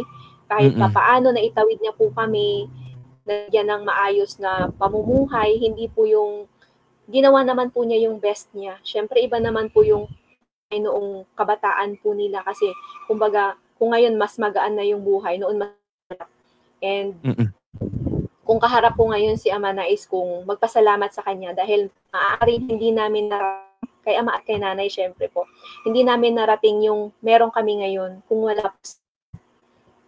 Parang kami yung bunga ng kanilang pinaghirapan. So, ibig sabihin, kung hindi mo pinaghirap, wala pong isang Catherine Cardanio Luna ngayon na nandito ngayon sa harap niyo. Correct. So, thank you, Ama. Thank you, Nanay. Kung kayo ang mga kamatsili ng kanilang buhay. Apo. Kay sa inyong asawa, kay Sir Angelito, anong gusto mong sabihin sa kanya kung makakausap mo siya ngayon? Kung makakausap po ngayon si Angelito, natutuwa siya kasi kahit napapalaki namin ng maayos yung anak namin. And thank you. Kasi kahit yung oras na magkasama kami as husband and wife, still naramdaman yung presence ng isang mabuting asawa, good provider. Yun yung palagi nilang sinasabi sa asawa, good provider. So yung husband ko, bagamat nawala na po siya, andun pa yung mararamdaman mo pa rin yung presence po niya. Kasi tuloy-tuloy financially, mayroon pa rin naman po kahit konti. Hindi man po ganun kalakihan. At least, nararamdaman pa rin po yung presence niya dahil doon. So, ang iniisip ko na lang po, parang nasa abroad siya. So, kung saan man ngayon si Angelito kasi yung pangalan po niya, si Angel din, kasi Angel Jessica yung anak ko. So, kung nasaan man po ngayon si Angelito, nais ko pong magpasalamat kasi kahit man hindi kami buo, kahit man na kami na lang ni Princess ang naiwan, still yung presence po niya nararamdaman pa rin namin. At saka yung responsibility niya as husband being the provider, nandoon po. Hindi man po ganun kalaki kasi yun na part na lang. Still, yung responsibility niya andoon pa rin kahit wala na siya, na hindi siya physically present, pero nandoon pa rin yung support niya at saka yung tinutuloy pa rin niya. Yes. Yeah. Kay anong payo niyo po, advice or message niyo kay Angel Jessica, ang inyong unika ina? Ayan, so kay Angel Jessica, ang message ko po sa kanya, kasi sabi ko sa kanya, i-open mo, nahihiya po siya. So, kay Angel Jessica, ang ano ko lang po sa kanya is manatili. Servant na rin po siya ng Lord. Nasa galing. Music ministry siya. Galing. Ano po sila sa church, opo. So, yun, manatili siyang sa paglilingkod sa Panginoon, manatili siya sa presensya ng Panginoon. Dahil yung sinabi din sa akin ng aking mga magulang, noong maliit pa po ako, wala pong nasasayang ang lahat ng pagpapagal ko sa Panginoon iniaalay. Lahat po iyon ay magbubunga ng maganda. At the same time, kapag rooted po siya sa mga salita ng Panginoon, hindi po siya basta-basta maliligaw. May mga times na manghihina kasi wala naman pong perfect. May mga times na panghihinaan sa mga pagsubok, pero at least alam niya na nandyan ang Lord palagi sa buhay niya na gumagabay. Natural lang na manghina, wag lang sabi ko nga, natural lang na manghina kasi may mga times talaga na nanghihina, pero wala namang perfect. Pero sikapin niya na lumaki, na manatili sa ating Panginoon kahit man po ang dami-daming problema na dumarating sa kanyang buhay. Dahil katulad ng palaging sinasabi ng aking mga magulang nung lumayo po ako, first time kong lumayo nung nag-aral po ako ng college, wala ibang makakatulong sa'yo, sabi po nila sa akin, kundi ang ating Panginoon. So sa kanya ka palagi manghawak, sa kanya ka lang yung manatili at siguradong hindi ka mapapariwara, sabi po nila sa akin. So yun lang din po yung masasabi ko kay Princess. Princess po yung pangalan niya. Siya ang prinsesa ng aming tahanan. So yun din po yung sinasabi ko kay Princess, na palagi po siya sa Panginoon dahil wala pong imposible sa ating Panginoon. At the same time, kapag ka nasa Panginoon po siya, hindi po siya basta-basta. May mga times na manghihina siya dahil sa pagsubok, pero hindi po siya yung talagang bibigay. Kasi nandyan yung pagpapala at paggabay ng Panginoon. Siya yung good provider po natin sa lahat ng bagay. Hindi lamang sa kaalaman, hindi lamang sa financial, hindi lamang sa kalakasan ng pangangatawan. Lahat po. Ipagkatiwala lang po niya ang lahat sa Panginoon at ang lahat ay magiging okay. Galing. Sige. Last 2 questions before I let you go, Teacher Cathy. Maraming salamat sa time na binigay nyo. It's our great honor and privilege na napagbigyan nyo kami, Teacher Cathy. Thank you, Brother Eric, sa pag-recommend kay Teacher Cathy. Truly, it's an inspiration na sa kwento na napakinggan namin kay Teacher Cathy. Last 2 questions, Teacher Cathy. What is your biggest what if in life? Biggest what if? Ang what if ko po siguro kung hindi ako naging Christian, kung hindi ko nakilala si Lord. Kasi Madre ka. Maaring madre po ako, pero siguro hindi talaga yon ang will ng Lord para sa akin. May plano po siya. Purpose, yes. May purpose po ako sa mundo. So, yun po ang greatest what if ko. What if kung hindi ko siya nakilala, malamang wala ako dito ngayon sa inyo. Malamang iba yung landas na napuntahan ko. Yes. Kung hindi ko nakilala ang Lord, maaaring sa dami ng pagsubok na pinagdaanan ko sa buhay, maaaring hindi ko po yun nakayanan.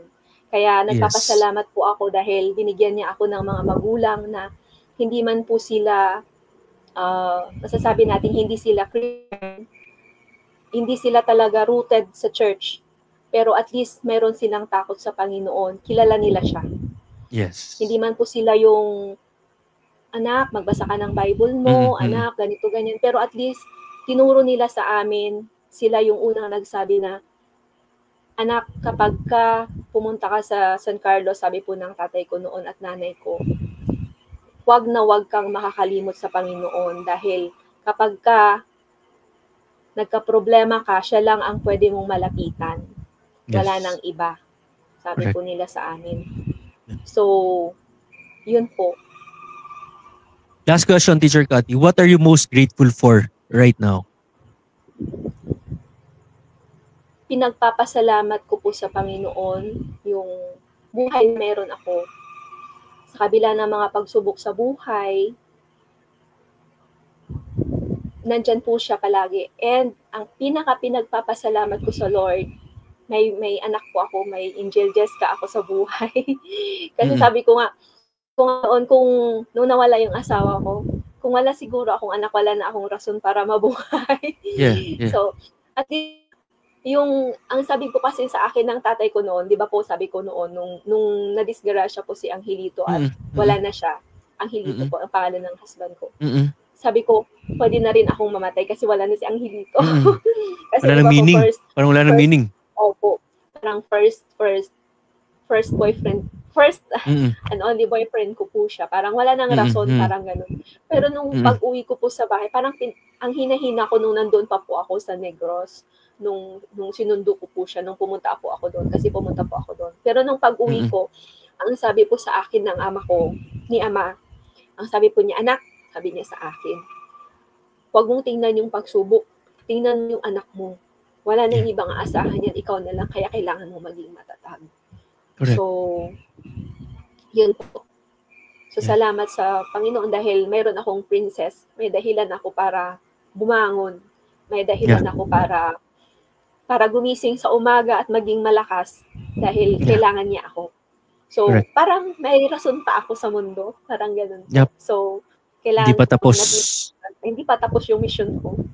So, kung tapos na yung mission ng mga mahal ko sa buhay, katulad ni Angelito, sabi ko nga ang biro ko sa mga kakilala ko, wala ka ng partner, sabi nila sa akin. Oo, kasi tapos na yung mission niya. Ang mission niya lang naman ay anakan ako.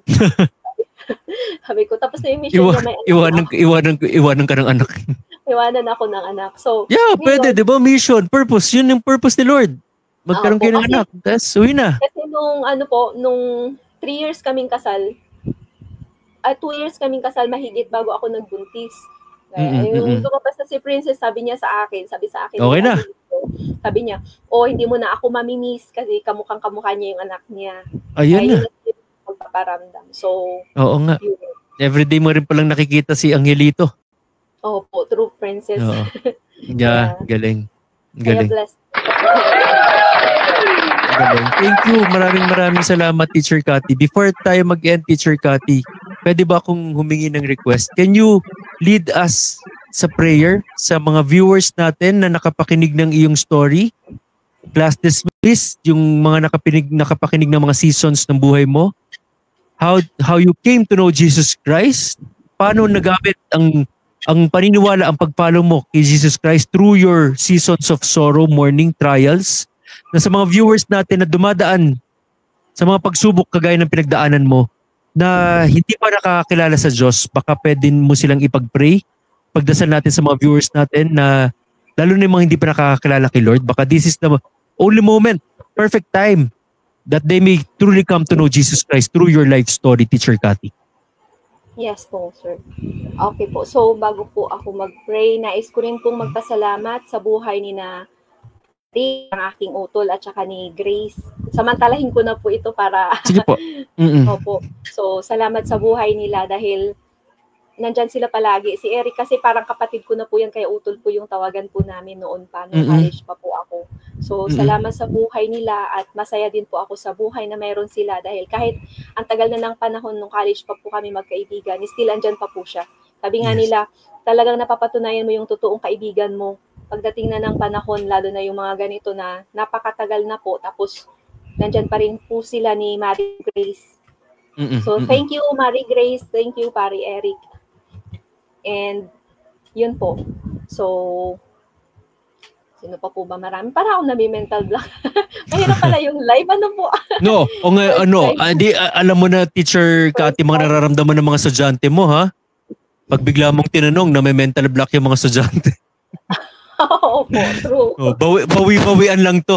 Bawi-bawian lang. Nabawian ako. So, yun. Sige. Ay, batiin mo yung mga, anong school nyo, Teacher Cathy? Ayan, so isisend ko sa kanila mamaya, baka sakaling nila. Oo. So, sa amin po, sa school, binabati ko po ang aming mga kasama sa school. Sa San Jose Elementary School po ako nagtuturo dito po sa ANDA. School head po ako doon sa ANDA.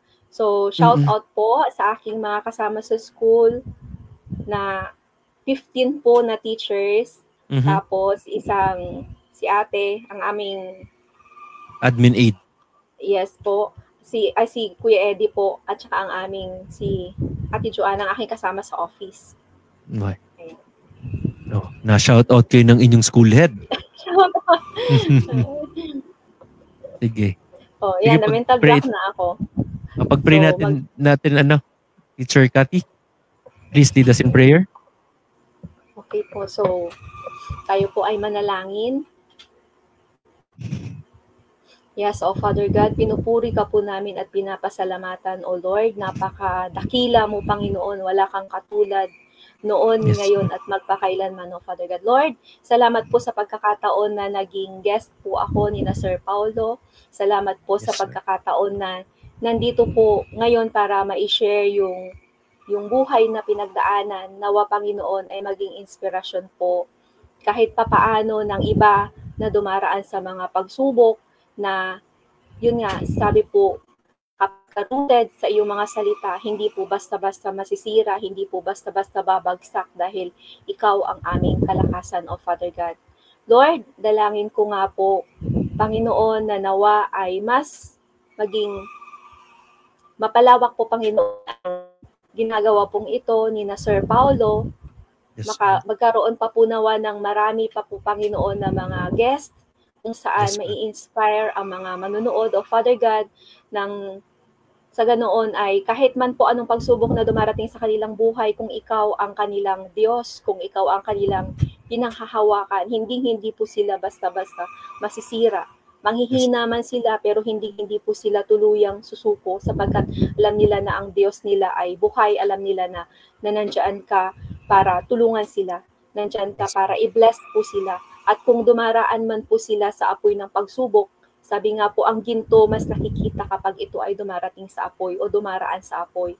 Nawa, Panginoon, na naman ang pagsubok na dumarating sa buhay ng bawat isa, Father God, malaman po nila na ikaw ang Diyos na napaka-makapangyarihan, ikaw ang Diyos noon, ngayon at magpakailanman, na tunay na buhay at hindi nang iiwan. Lord, i-bless mo po ang bawat tagapakinig, i-bless mo po tagapanood, i-bless mo po, Panginoon, sina Sir Paulo at 10 ng kanyang mga kasama, Panginoon, na nawa ay mas lumawak pa, mas marami pa pong mga tao ang matouch ng kanilang pagsiserve sa inyo through this, Father God. Yes, Lord God, i-bless mo po ang lahat ng nanonood ng kanilang mga show. And Father, patuloy nga po nagabayan po ang bawat isa sa amin. Nawa, Panginoon, ano man po ang pagsubok sa buhay ng bawat isa. Father God, lalong-lalo na po sa mga nanonood po ng live show na ito, dalangin po namin na patuloy na haplusin mo po yung kanilang puso at bigyan ng kagaanan ang kanilang pakiramdam, Panginoon, at ibigay ang kanilang titiwala po sa inyo sapagkat naniniwala po kami, Lord God, na lahat ng pinagdadaanan naming pagsubok sa buhay ay bahagi lamang para kami ay mas lalong maging matatag, para kami ay mas lalong tumibay, Father God. Lord, gabayan mo po ang bawat isa sa amin and i-bless mo po ang gawain ni na Sir Paulo, Panginoon. Ginagawa po niya yung part po niya para mas makilala ka po, para mas mapatatag ang mga tao, ang mga manonood ng kanilang mga show at makilala ang katapatan mo na sa kabila ng lahat ng mga pagsubok na dumarating sa buhay ay nandiyan ka at bahagi lamang iyon ng pagpapanday mo sa kanila at pagtulong mo sa kanila para mas maging tumibay pa po sila. Lord, dalangin ko nga po, Panginoon, sa mga nanonood ng show na ito, na kung ano man po yung kanilang mga pagsubok na pinagdadaanan sa kanilang buhay, Panginoon, nawa maramdaman nila yung presence mo, maramdaman nila yung pagpapala mo, maramdaman nila yung paggabay mo, Father God, at mas makilala ka po nila, mas magtiwala sila, Panginoon, sapagkat habang dumaraan ang tao o ang kahit ano sa isang apoy o pagsubok, paglabas niya sa apoy na yon, mas magiging matatag na po siya, mas magiging matibay na po siya. Lord God, maraming salamat po sa pagkakataon na ito na naging bahagi po ako ng gawaing ito, Panginoon. I-bless mo po palagi sina Sir Paulo, ang kanyang kasama, Father God, maging ang kanilang buong family. At sa lahat po ng mga nanonood ng live show na ito, i-bless mo rin po nawa sila. At dalangin po namin, Panginoon, na nawa ay mas marami pa makakilala sa inyo, mas marami pa pong ma-inspire through this program of Father God. Lord, pinagkakatiwala po namin ang lahat at ibinabalik po namin ang lahat ng kapurihan at pasasalamat sa pangalan ni Jesus na aming Diyos. Amen. Amen. Lord, in a special way, we lift up to you, Lord God, Teacher Cathy. Thank you, Lord God. Tunay nga pong wala pong coincidence na ang August 25, National Heroes Day pa ngayon, Lord God, na tunay nga isang hero si Teacher Cathy for her family, for her daughter, sa kanyang mga estudyante, sa kanyang mga kasama sa work, Lord God, as school head of Father God, sa mga nakakilala sa kanyang church, Lord God, isa siyang bayani, isa siyang hero, Lord God. Thank you, Father, for her life, sa mga pinagdaanan niya sa buhay, sa mga trials, tribulations, hardships, struggles, difficulties na pinagdaanan niya sa buhay, Lord God. Tunay nga po, walang hadlang. Hindi hadlang ang kahirapan para maabot ang mga pangarap, Lord God. Maraming po salamat sa wisdom. Maraming salamat sa strength, Lord God, na tunay nga kailangan pong kinakapitan niya despite of the sorrows sa mga mourning na pinagdaanan niya, sa loss, sa death, sa mga pagsubok na pinagdaanan niya. Sa inyo lamang siya kumapit, hindi siya nagtampo, hindi siya nagalit, hindi siya bumaliktad, Father. Instead, basta lumakas ang pananampalataya niya sa inyo, Lord God. Maraming po salamat sa kabutiang ginagawa niyo at gagawin pa sa buhay ni Teacher Cathy. We lift her up to you, Lord God. May just bless all the works of her hand, Father, Lord God. From being a mother, from being a daughter, from being the school head, Father, Lord God. Even sa church ministry, sa paglalim niya pa ulit sa church ministry, sa desire niya to serve you more sa kanyang buhay, Father, Lord God. Pagpalain niyo po, Diyos. Give her more time, Father God. We pray for her mother in a special way. Extend your hand of healing sa kanyang ina. We pray for complete healing. We pray for patience kay Teacher Cathy sa pag-aalaga sa kanyang nanay. Patience sa pag-aalaga sa kanyang anak, Father God. Marami pong salamat sa blessings na ginagawa niyo sa household nila, Father God. Pagpalain niyo that they will truly lack nothing. Give her more wisdom, more strength. Kung paano patakbuhin na maayos sa school head ang San Jose Elementary School, Lord God. Pagpalain niyo po that all her co-workers, students, parents, Lord God, may come to know you because of her life, Father God. Bless Teacher Cathy. We pray for long, healthy, prosperous life to be upon her, Father. Keep her safe always, Lord God. Guide her, protect her. Bless her family. Bless Angel Jessica, that all her dreams may truly come true as well, Father God. Pagpalain niyo, early as her age, Lord God, she is serving you already, Father God. Thank you, Father, for this time. We love you, glorify, Lord. In Jesus' name we pray. Amen. Amen. Mga ka-impossible, ladies and gentlemen, Ma'am Catherine C. Luna. Thank you, Teacher Cathy. So narinig natin ang very inspiring life testimony, life story ni Teacher Cathy. Maraming seasons ang kanyang buhay na pinagdaanan. May season of joy, may season of trials, may season of sorrow, may season of mourning, may season of kung ano-anong season ng buhay. Iba-ibang season ang pinagdaanan ng buhay ni Teacher Cathy. Anong point ko lang po? Bawat season may purpose yan. Bawat season na pinagdaanan ni Teacher Cathy may purpose. Yung loss ng pagkawala ng kanyang asawa, there's a purpose. Alam niya, nakita na nga natin yung purpose, nabanggit niya yung purpose. Yung pagkawala ng kanyang tatay 2015, there's a purpose. Yung season ng college siya na kailangan niya mag-working student, maging kasambahay. Merong reason, may purpose. Even yung kabataan niya, yung kinakwento niya unforgettable moment na natusok siya ng alabre, may purpose. Nakikita niya yung discipline ng kanyang nanay, yung pagmamahal ng isang ina para sa kanyang anak. Na kakalimutan ng galit, uunahin ang pag-aasikaso sa anak na nasaktan. Every reason, every purpose, every season there is a purpose ng buhay natin. Parang si Lord, si God. Si God ang ating master gardener. What do I mean by being a master gardener? Si Jesus Christ ang ating Diyos, ang ating Lord. Ang master gardener, alam niya when is the best time to plant? When is the best time to prune? Parang yung si Ama. Di ba? Alam ni Ama kung kailan ang best time para magtanim ng palay. Alam ng Ama kung anong best time para mag-spray ng puno ng mangga. Ganun ang master gardener si Jesus Christ, si Lord, si God. Ang ating Creator, He knows when is the best time to plant. When is the best time to prune para tanggalin kung ano yung mga hindi dapat sa buhay natin. Parang sinabi nga ni Teacher Cathy, ang ginto kailangan dumaan sa init para lumabas ang tunay na kinang. Ang ginto, that's pruning. Yung puno, kailangan tanggalin yung mga nasisira, nabubulok ng mga sanga para hindi mahawang iba. That's pruning. Masasaktan tayo, pero ang purpose nun is to make us stronger, better, para ma-develop ang ating character. And lastly, there is a time for harvesting. Yun ang nangyayari kay Teacher Cathy. Nandito na siya ng season of harvesting. Hindi lang financially, hindi lang emotionally, hindi lang intellectually, in every area, in every aspect of her life. Ano na siya sa point ng season of harvesting. So what's my point? Let's learn to respect what season we are in. Whatever season we are in, let's learn to respect. Bakit? Meron tayong master gardener na alam kung kailan magtanim, mag-prune, and mag-harvest. Again, maraming salamat sa lahat ng viewers na nanood ng episode 135. Class dismissed with Teacher Cathy, Ma'am Catherine C. Luna. Ayun na. Sa mga naghanap ng inspirational, motivational speaker for their schools, churches, companies, organizations, or any events na kailangan nyo ng inspirational, motivational speaker or trainer, please contact us for appointments sa 0927-1818337 or mag-DM lang kayo, mag-comment lang kayo sa aming Facebook page kung kailangan nyo ng speaker para ma-check ko sa calendar ko. Mag-DM lang kayo, mag-comment lang kayo. Pero kung wala namang kayong magandang sasabihin, alam nyo na, huwag na kayong mag-comment.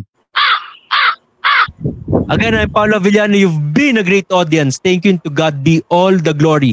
Huwag nyo na hintay. Mabulag pa kayo para makita nyo ang nakita ko. Kita-kits ulit next Monday for another episode of I Am Possible.